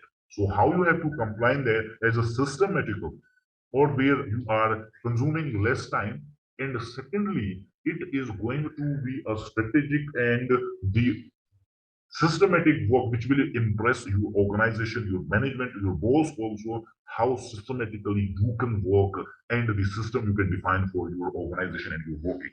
So it is here I'm sharing with you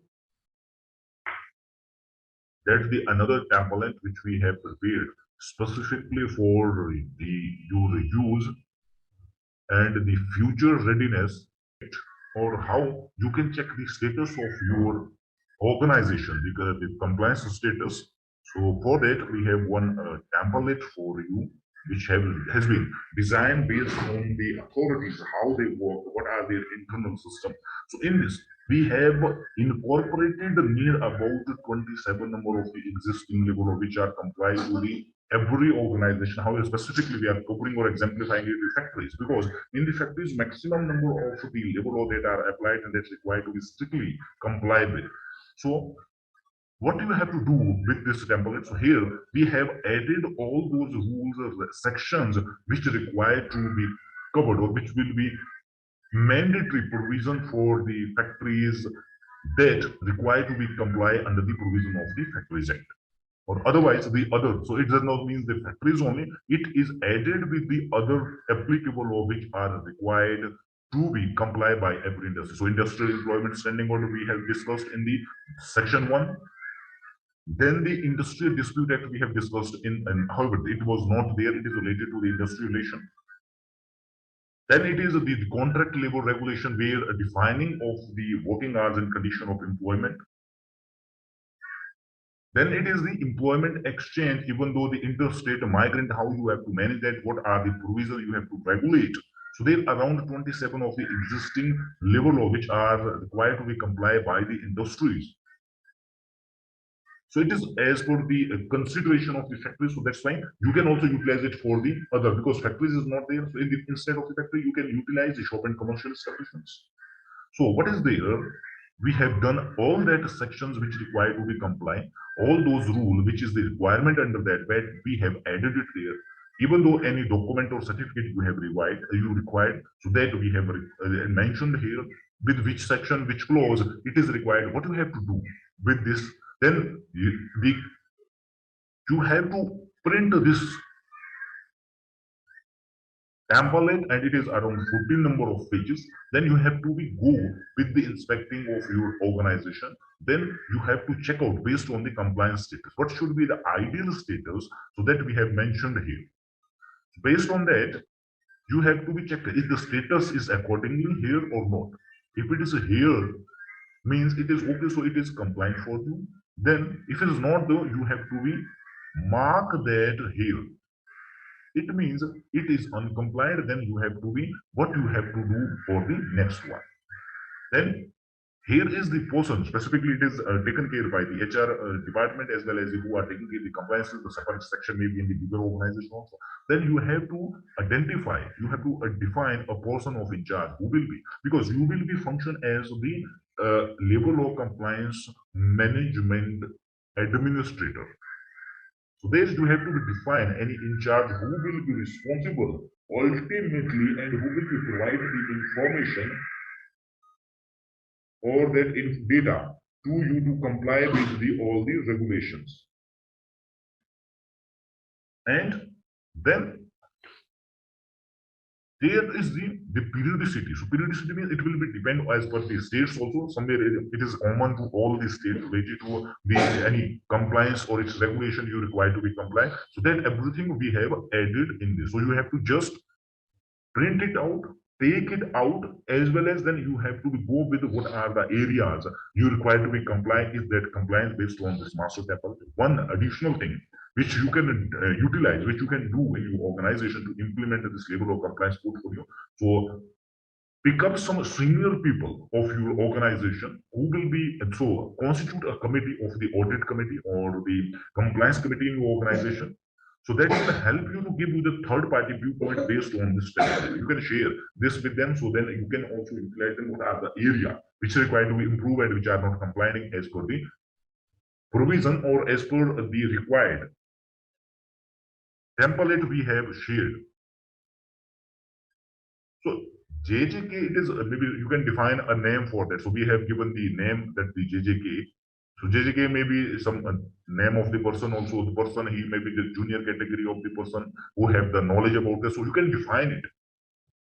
It may be the junior category of the person or the general that the any person you can define who have understanding about the labor law. So that can be the junior category person who are improving, you are giving responsibility. First type of the person you have to be define the in charge. So JJK does not mean that it is a specific category. It is you have to identify a person who can do. It will be also giving you that how you lead the compliances, so whom you can give the responsibility. So that can be the junior category of the people who have knowledge about the labor law, because you have to be otherwise who are enthusiastic to learn about the labor law. So such people you have to give that responsibility.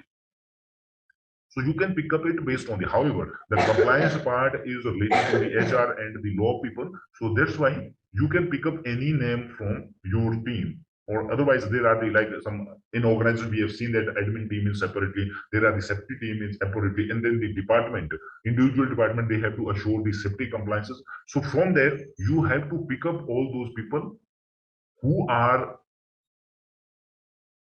curious and who are enthusiastic to work as the compliance leader, who have little bit knowledge and who want to enhance their knowledge also. So it are the opportunity you are expanded it with. It is also good for your employee engagement activities also. So you can utilize this template for, so this template will be reached to you as it is. So you have to utilize it for the evaluating your organization and its status. Then you have to be identify it here finally. So whatever the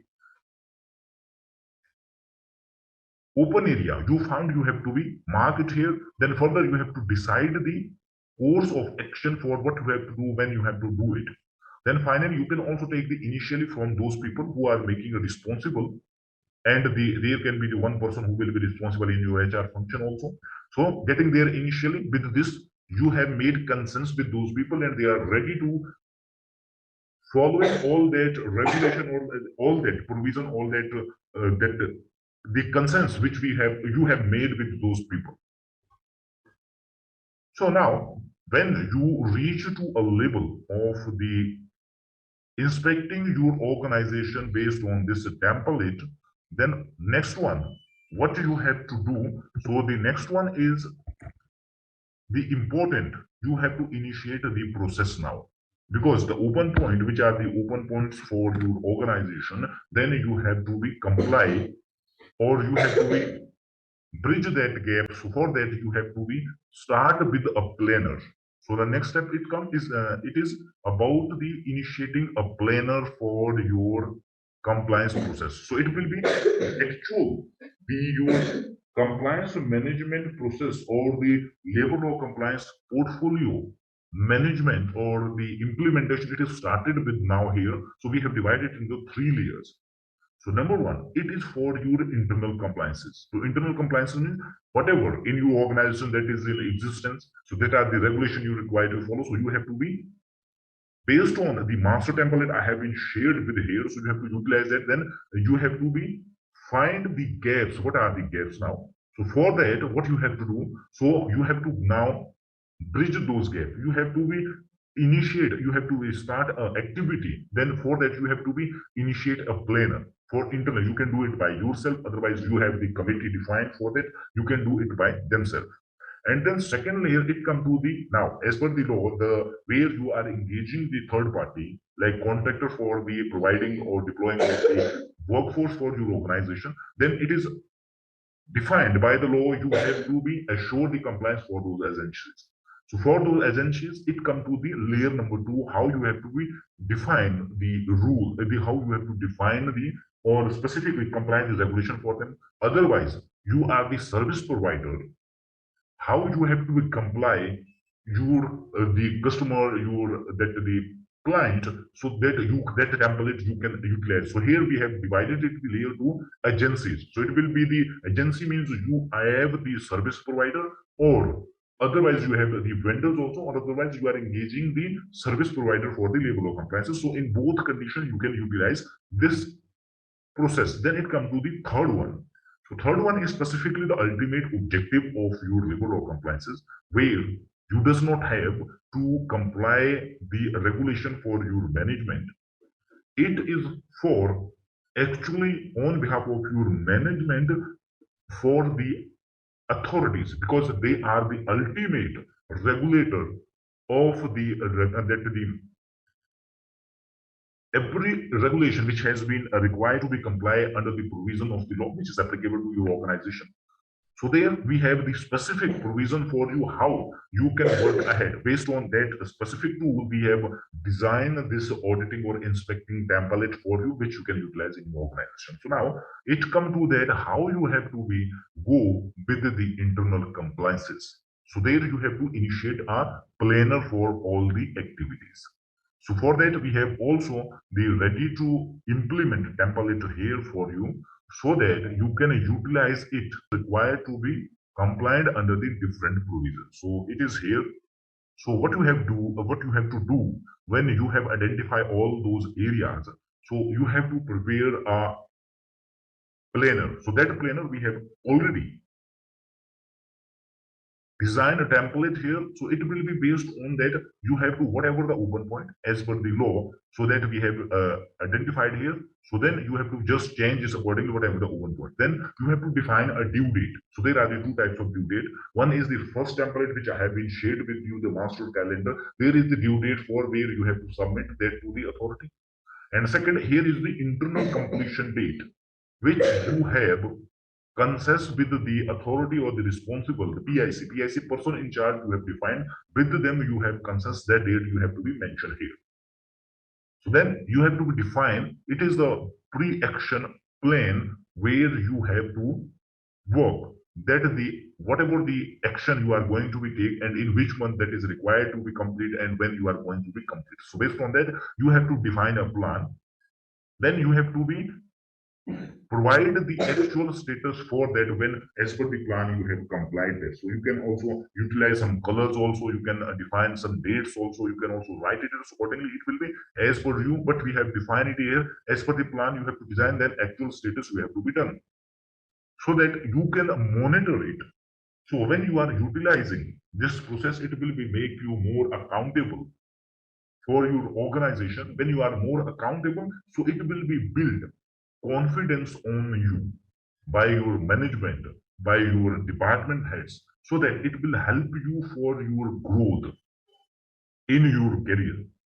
So all that open point you have to incorporate in this planner. So accordingly, you have to be You can also display it, or otherwise you can make a separate file where you have to be. It should be near to your desk where you can check out it, or otherwise there can be a one separate working that dashboard for you where you can display all these template. So what you have to do when you have to comply, so making you that vigilant, foresighted, and more accountable related to the regulation of compliance, because in the future it is going to be the most crucial. Because as of now there are the untable practices, also the other practices adopted by the organization or the corporates where paying something to that. Because in the future the fine provision for the non-fulfillment of the compliances, it is huge.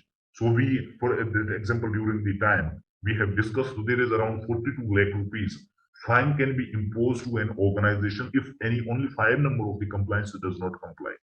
45 lakh rupees. It is an annual salary of a top level CHR level person who is the leader. So that's why you need to be assured all that provision which here we are sharing with you, you can implement that as per your, as per the here we are sharing, but that the planner you can utilize it how you have to update it. So that will, this template will be read to you as it is, so that you can utilize it in your organization. And for references or for learning how you have to update it, so this the video recording of this session will be provided to you, so that you can also make the reference with the template as well as the videos for the future. Then it come to the another one, or the second layer. What you have to do, it is for your internal, that the compliance where you have identified the areas. So you can utilize it. However, if you are the customer, that the service provider, you can also utilize it for the your working as well as for complying the compliance of your client. Then it come to the layer number two, where it come to the agencies. Otherwise you can add up the agencies, or you can have the compliance for the your adding or service providing agency, like you have the contractor also. Because maximum organization now they are outsourcing the workforce. So that's why you have to go with it definitely for the agencies compliances. So for that, what you have to do, we have here the template for you how you can utilize that, even though for the your agency, or you have engaged the third party. If you are a service provider, you can also utilize that same for the your inspecting and auditing the compliance and assuring the compliance for your agencies. So how is that? So here I'm sharing it now here with you. One of the templates we have prepared, which you can utilize for inspecting, auditing, and further regularizing of the compliances for your agencies. So that it is based on the contract labor, as per as the contract labor act is the applicable for the organization. So there we have added all those requirements which initially required. So what is due for that when it's required? So there we have added everything what is required to them. So there you does not require to change anything. However, their the format may be different and their number can be different if it is required. So you can add it according to your state specific. Then you have to identify the status as per the requirement, as per the that the due perspective of the law which is applicable to the agencies. Or you can utilize, if you are a service providing by the level of service provided to the organization, you can utilize this template as it is. Then what are your finding based on those inspection as well as the auditing of your agencies as well as your organization, so that you can incorporate the findings here. Based on those findings, now it come to the that what is your next action, what you need to do. So here you have to mark. Then you can utilize the next level. The first we have discussed about the planner. Based on that, you can decide a planner for the your agencies also, as well as if you are service provider to the corporate as well as your client, so that you can utilize this template for inspecting first based on the top level, and then further you can initiate the planners too. So that planner will help you how you have to be conclude, or how you have to be bridge those open points and conclude those open points as quickly as possible. And furthermore, if you are going for the agencies, so for that, what you have to do, you have to initiate the quarterly inspecting for them so that you can control their activities, because it is responsibility of the principal employer to assure the compliances for your agencies. So this is the second one, the provision for the agency auditing for your compliances. So it comes to the layer number third. It is specifically about the agency who are the controlling agency. Because however you are complying with, so you can comply it as it is, because as of now the organization they are complying it, because the agency coming in the 3-in-1, so there are the best that the practices on the table where you don't have to do anything, so you have to just that the give one package to them, so every compliance is okay. But in the future, it is not going to happen. It will be impact financially, or that impact your careers also. So that's why you have to be assured that compliance. What we have done here for you, we have specifically arranged the internal provision process of the agencies, how they work. It is similar in all the states, but there are the regulations or the rule number can be separate. But it is the internal system of the every state or every department.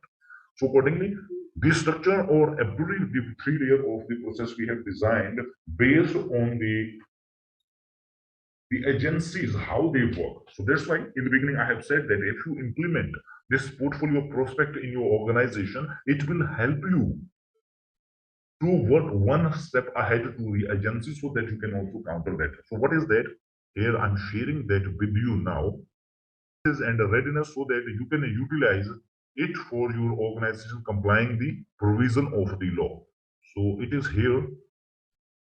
It is from one specific state. If you are working in that particular state of Haryana, so it is the regulation for how the agencies are. However, it is similar in all the states there, because that are all the law that are the central law and the rules are different, but the provision of the inspecting are same. Auditing or the regulating and monitoring the different law, export checking and the regulation that are similar in all these states. So that's why you can utilize it as the references for all the states too. So how they work, what are the provision, who should be the authority, how that authority will become to you, what are their right, what is the employer right, that everything has been mentioned here. What you have to be assured, so that we have defined this the level of compliance portfolio based on this, the working of the agencies, their internal provision, how they are working, and we are also providing it for you for your understanding and the future learning, so that you can initiate it as quickly as possible. So in the beginning, I have been shared with you when we discussing about the layer or the pillar number 2, the initial process or the level of compliance management process of the our level of compliance management portfolio. So there I have been shared with you the different sections and its rule, what you require to be implement, or what is the mandatory requirement for the regulation compliance in your organization, so that we have picked up from this format, because it is as per the agencies how they inspect what is applicable for the organization, what they have been compliant or you have not been compliant. So that is based on that. So first of all, when you utilize that format, it will help you as per the implementation of the regulation and complying it as per the requirement of the authority. It is not requirement, it is as per the regulation of the authority, as per the provision of the authority. So when you implement this structure in your organization, if the inspecting authority come to your premises for inspection, they can that give you some of the NCs, non-conformity. So that time you can counter that, because you have utilized the system. Every state that has the same provisions, but the form number or section number as per the rule that may be separate, but the definition and condition will be same in all the states. So this is a template which will be reached to you as it is for your references and utilization in the future, so that you can implement the level of compliance portfolio in your organization and assure 100% compliances that will build your credibility, that can brand, you can brand also yourself as a level of compliance specialist, and that will also defining a value for you. So our purpose is there to everyone, where we are developing the true professionalism and the skill required for the professionals. Then it comes to the next one. So the layer number or the pillar 3 of the labor law compliance management portfolio, that is here. Now it is about all how you were working. However, you are the labor law compliance specialist or administrator, you are an employee. You also need rewards. You are so for that, every organization they have their system, like the management performance management system, where every individual performance will be managed. So now you need to be report your working. However, if you, when you're working with this system, you display all that the activities. So it you does not require to report everything by yourself. Already in the organization, we have seen many who are responsible for the compliance and other activity. They present a lot of the presentations, a lot of things. We are doing their thing, we are complying that thing, everything is done. But finally, when the agency come for the inspecting, then their compliances are zero. So then after they are frequently moving to the authorities office, they are going to be them, they are paying something, they are going to be some hotel restaurant to having a party for them when it required. Because you or the organization, it cannot be you only, it is the people who are not taking the labor law compliance seriously, but in the future, it is required now more serious. It is an opportunity for the people who will be serious for the compliance. And it will be a worse for those people who are not ready to develop their skill for the managing the compliances and regulation for the future. So that's why here we have specifically designed something for you, because the people who are the reporting for authority for you, to whom you are reporting, they are the business people. And those people does not have time that they can spend hours and many hours with you to understanding that is what you have to done. They have been appointed you. You are the representative to them, or you are their representative to the authority. You have to be guide them. You can work as an advisor. So that's why the people who are good in the labor law, so they are now in the board of the big businesses, or they are tremendously growing, because these are the law. If you have the knowledge of the law, you can assure the organization their smooth working, their smooth people working, because law is providing many types of the provision to assuring the perspective of the growth of the organization. Similarly, you can also work it. So what is in here the reporting? However, in the every organization, there are the platforms where you have to report your functioning. For that, what we have used, what we have here for you, we have prepared one reporting template that is just one pager. How you can utilize that just in the 5 to 10 minutes, you can present everything what you have to done. Where earlier you are spending hours and hours to explaining to your management, but now when you are implementing this system, you can just conclude your presentation in 10 minutes.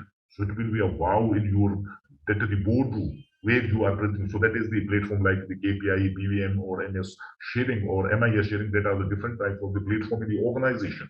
But it is all about how you present that as quickly, as fast, or as crux. So for that, we have designed one template for you which you can utilize. So that is here. I'm sharing it. It is here for you. What you have to do now when you are going to implement. So here the what is BMM? So this is it is using the different organizations. BMM is the business monthly business meeting where sharing of the status. Like that is known in the organized somewhere the KPI sharing, somewhere it is known as the MIS sharing. So there is a monthly sharing to the management.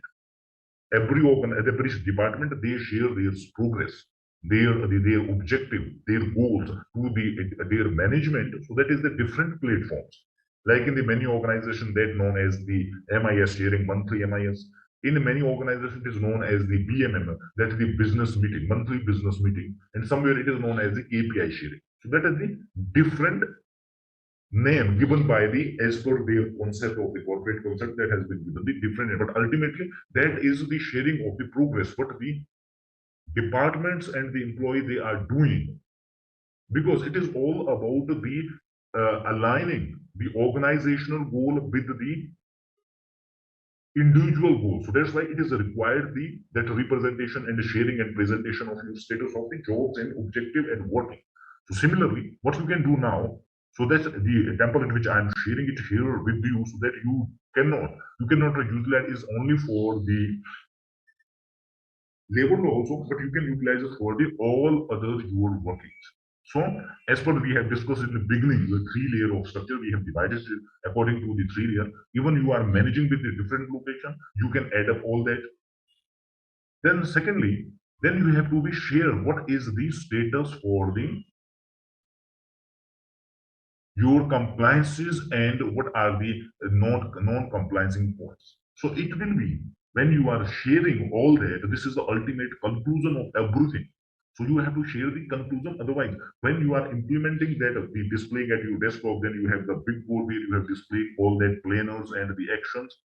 So it will be automatically when any management, your boss, person who will be moving from that particular area, they will see that what you have done. It is a very systematic for you or for them also. So it will be automatically showing your working style and systematic working in the organization. But finally, it is required you are also the employee and you have also required because you have been paid with, so you have to be shared your progress so that you can utilize this one page of template. So it will be required. It's required only 5 to 10 minutes to present to your management. But however, in the background, if your management want to see something, how exactly you are doing it, what exactly you are doing as of today, so for that we have also design the template, the background templates also. If they ask you something about, like there are the approvals in a particular location, it is NG. NG means that is not fully compliant, which is required as per the law. So what is that? If there are the like you have to submit the return that are NG, that are not compliant, there is maintaining of the record that are okay. If that is okay, how that is okay? So for that we have also prepared the backgrounds for you, which you can also share that if they ask. So this is like here, the different records as per the month, in which month you are sharing, you can also utilize it. If there is the something which is lacking, so you can give the remarks for that. Then similarly, the other like that we have sharing in this the beginning also, that is same English. So what is the status? What is the lacking point? What are the action you are taking for that? So everything you can share. So it will be consume 10 to 15 minutes maximum to representing your working to your organization. So this is the template which will be reached to you as it is. You can utilize it. Then it comes to the next one. What is in the next? In we have discussed about two layer of the your reporting. So now here is something. There are the some the reporting required periodical, occasional, quarterly, annually, biannual. But you can utilize the template number one. But furthermore, here specifically we have prepared one dashboard for you where we have added around 21 or 22 number of the different effective or existing labor law which are applicable to the maximum number of the organization. So there we have added everything which is required so that you does not require to be referred any book or any other thing search somewhere. So we have provided that thing for you so that you, if you stuck somewhere to understanding the concept, what is required for under that specific regulation of that particular law, so you can also refer that dashboard. We have prepared it specifically for you so that you cannot be stuck anywhere to comply with the regulation of labor law. It is the worth of thing which we are sharing with you or giving it. These are the template and documents which will be reached to as it is so that you can utilize it in the future. So what is in there? So every law, there are around 21 or 22 number of the existing labor law that is defining what is the law exactly, what are their different perspective, their different form, their requirement, what you have to do, how you have to comply, the authority whom you have to submit, and then when you have required to pay, what type of the documents has been required. So everything we have covered it here so that you cannot be stuck anywhere when you are going to be implement this system. So this template will be reached to as it is for your references and working so that you can utilize all those template in the future when you stuck somewhere. You can refer to this video session. It will be provided to your access to you. Then all those documents which I have been shared here that will be received to you as it is so that you can utilize all those things for implementation so that you can build a real or true professional skill in your career to grow in your career. So that is our purpose. Now, it come to the next one. So as of now, here we have discussed about the labor law compliance management portfolio. That is about the your three-layer of the structure, with the three-layer of structure, three-layer of process, and two-layer of the your reporting. That we have discussed all, so that you have to implement. It will be help you. That the four skills, making you more vigilant, more foresighted, more accountable, and more responsible. When you have these four qualities, it will help you to build the, it will be shared to everyone, whatever the email IDs you have registered with these, when you have registered for this program, it will be received to, however, by today itself, by date or something, backend team will be shared it with you. So the members who have been, whatever the email, if other the mail you have received from the our email ID, so it will be received to you within 1 and 2 hours by before 8 p.m. of today. So don't worry for that. Everything will be received to you what we have shared. Instead of the PPT, which I am sharing it here, we does not share it with the member. For instead of the PPT, you will get the video of this session. So it will be possibly by tomorrow will be reached to you or sent to you. So you can utilize that video. You can take this screenshot of that, utilize that as a PPT for your future. So we do not have any issue with that. It is for your learning. Is not anything that we have to keep with the hiding from you. It is for your learning, for developing your career. We are focusing. We are with the mission. We are with the objective to give a true professionalism or professional knowledge to the people who are associated with us for the longer period of time. So now it has been completed the section number 2. Now it comes to the section 3. So section 3 is the question and answer. So in that question and answer, I'm covering all your questions and answers. But before that, I am sharing something important with you that is going to be help you further to becoming specialist in the area of your law as well as your in the career of HR. Even though you are the service provider, it is also going to be help you. So what is in that? Here we have also the next level of program. So that is the level of compliance mastery program, which is known as the certificate program. That is based on building of the capability of a manager working a managing job to a leadership role, which is required in the future, where you will be more vigilant, foresighted, accountable, responsible, and enhancing your career as a specialist, where you can present yourself as a specialist and brand yourself as a specialist so that you can ask a value for your services you are going to be rendered for an organization. So it will be helping to grow in the future, or it is also helping you, giving you the opportunity as a leadership role. In this program, we have near about 90 plus of the recording video session. However, earlier it was the live session or the live program every Saturday and Sunday. We were covering that. So now it has been completed. There is only 1 and 2 the module remaining now. So within this February, we are going to be complete all those live sessions. Then after it will be totally the recording. So there are the 90 plus recording videos sessions for the learning of the concept, and it is based on the practical learning. However, this is not the self-paced learning, it is the hand-holding program.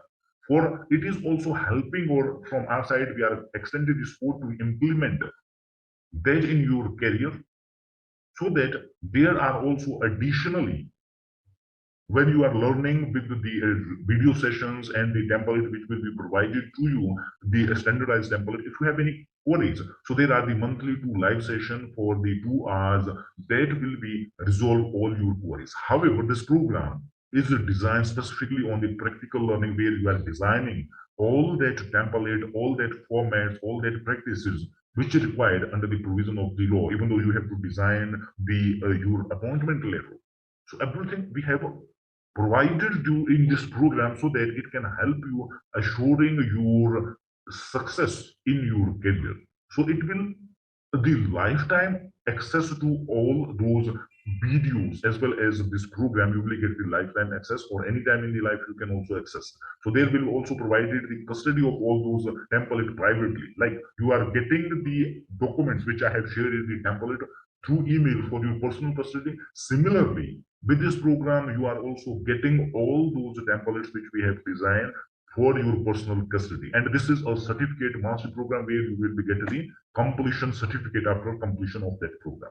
What is more in this program? However, this is we have given it the it is more than a 90 video session, and that videos are around 1 hour more. So it will be around 100 hours of total program. But with this 100 hour of the total program here, additionally, we have something with this program. So that is, you will also have the certification of the post practitioner, which is the required essential need for the organization. So that is also one of the project-based program. And with this program, that is additionally you are getting. So that is the more than 10 hours of the practical learning, which is providing, and with that there the 2 fortnight live session about the doubt clearing, which will be happen based on the every month 15th and 30th of every month for those people who are going to be. However, as of now there are more than 60 number of the participant in this program who has been already completed this program. However, it is now the people who will be go with it, they will have a live orientation session how you have to access this program. So that will be from every Monday we conduct that, because every Sunday we organize this master class. So if anyone want to go with the next level, so they can go to Monday. We organize the live orientation session for the half an hour. So that will be from 5 p.m. So that how you have to access our digital portal, our platform, how you can utilize that, how you will get all those templates which we have pre-designed. So then what we are exactly covering in this program. So there is the 90 plus hours of working. However, we have given the name of the 30-day mastery program. If you spare the 3 hours per day, you can become a specialist in the level of compliances within the 30 days. But further, it requires the leverage also that it is providing lifetime access to you. So you have to complete all these video sessions. So there are the lifetime access. So there will be the many student or the learner coming in the future also. It is not just for the one time. It is a future going program. So that every time you will get access for the 2 live session for the clearing of, because this is the one of the handholding program where you have to implement everything in your workplace. We will be guiding you in that, we will help you in that. So exactly we are covering there the 30 plus existing labor law and the 4 new labor codes, its implementation. There what you are getting 70 hours plus assured practical learning with the template, with the technique of WTH. We have developed this technique.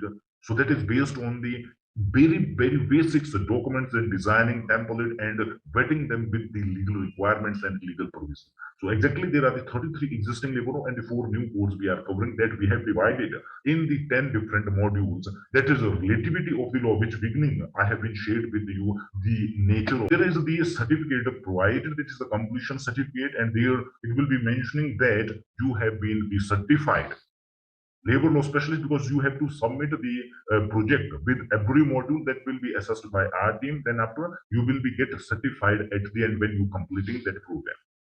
So that will be completion certificate, which will be mentioning that you have completed the 100 hours of practical learning for labor law compliances, and you are now certified when you have cleared the project. So then we have divided it in the 10 different modules that is based on the relativity. As we have discussed in the beginning, so law are related to the wages, that the working hour condition of services, law related to the wages, law related to the industrial relation, then equality of the empowerment of women, law related to the social security, law related to the prohibitive law, then law related to the employment and training, law related to the companies also, where you will be separately learn how the company secretary are working.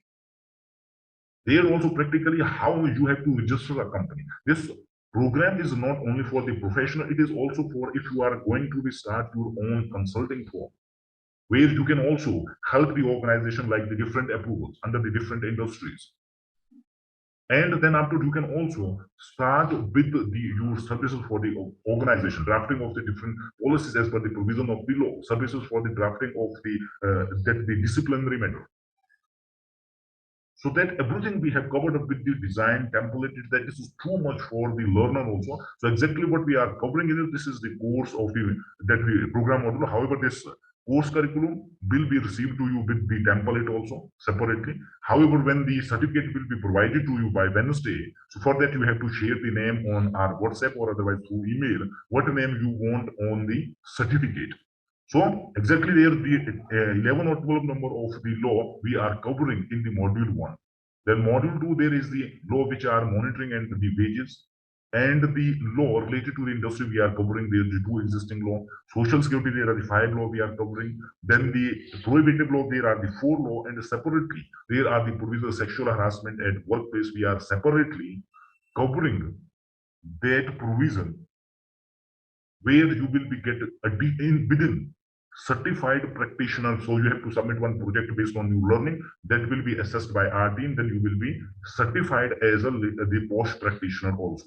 That is the exclusive of this program within this program. Then there are the law related to the employment and training in the separate module. The companies which are defining the companies, how you have to implement the companies, and what are the regulation for that. That will be the separate module. And the environment and disaster, the pollution, fire, and other environmental disaster regulation, how you have to manage that, what are the approval required, how you have to manage in the organization, that we are going to be covered. And the module number 10 will be specifically for the 4 new codes which are going to be implemented from the 1st of April 2022 as of now, so that everything we have provided with this program practically. So finally, what is in there exactly? So there will be the 33 existing labor and 4 new codes and 75 hours of intensive practical learning. There is a question and answer also, which has been asked during the live session by the people. So that is also there. Then every month there will be 2 doubt clearing and hand holding session about your learning inquiries. So that will be also added the recording with this session, so that you can utilize them in the future. So now it comes to that the people who want to go with that, what is the pricing on the course. However, the our platform where it is landed with our institution, you can see there the price of the 49,590. However, the many organization which the prospector they are providing, they are charging for this more than 1 lakh rupees. So this is our MRP. It does not that offering to the people who are going to be with this live session. However, those people who are coming to this program not from these live sessions, so that are coming from the direct from our website, so they will be charged with this amount. But for this live program, we have separately something for you. So that is just this much of amount which the member who want to go with this program, they have to pay this much of amount. With this amount, you will be get one, the specialized program of the labor law compliance specialist, separately the certified of the post practitioner, as well as the hand holding for the future implementation or these and the handling of all the queries related to your career and the implementing of the labor law compliance specialist portfolio in your organization, so that we are going to be helping that. So then it comes to the how you will be get with this program and what is additional to with this. For these 299 rupees, we are additionally providing you the 2 separate courses, which is essential for the 2 days environment. So that is costing around 28,000 rupees. One is the website master. This is a future profile and future resume for everyone. And then there is additionally the MS Excel mastery program. There is the advanced level of Excel program. So it is around 13,000 program we are providing with this. This is for your professional development. So separately we are focusing. Our focus is to providing too much so that you can learn different things with us, and it is for connecting with you for the future. So it comes to that now. If any member want to go with that, how they can go. So there is a different platform available. You can go through the Paytm or Google Pay also. However, we have the PU scale where you have registered already. So that's why you have registered with your RGL community people. So that's why we are offering this program for the 299. However, the member who registered directly from our website, they have to pay around 6,000 rupees for this program. If any member want to go with this program, so they can check the link here. So I'm sharing the link in the chat box, so you can also check it here. So this is the link. You can also check out. And furthermore, the member who have question, they can ask the question now. Whatever their questions, so you can ask in the chat box also. Otherwise, you can unmute yourself if you want to ask the question, and your voice will be recorded and that will be available on the platform. So this is all about this Labor law compliance management portfolio, which is strengthening your future HR career base and developing the USP for your future career. So there we have developed the statutory compliance and management portfolio that is specifically helping you for the future building as a brand, for developing yourself as a specialist. Then you can brand value for yourself where you can ask wanted money, whatever the value you have defined for you. So it is important for you. When you are going from tomorrow in your office, you can implement this study. However, you will be provided with the certificate. So for that, you have to share your name, what you want to mark on the certificate, and that is mandatory by till evening of the Tuesday. You can share the name. So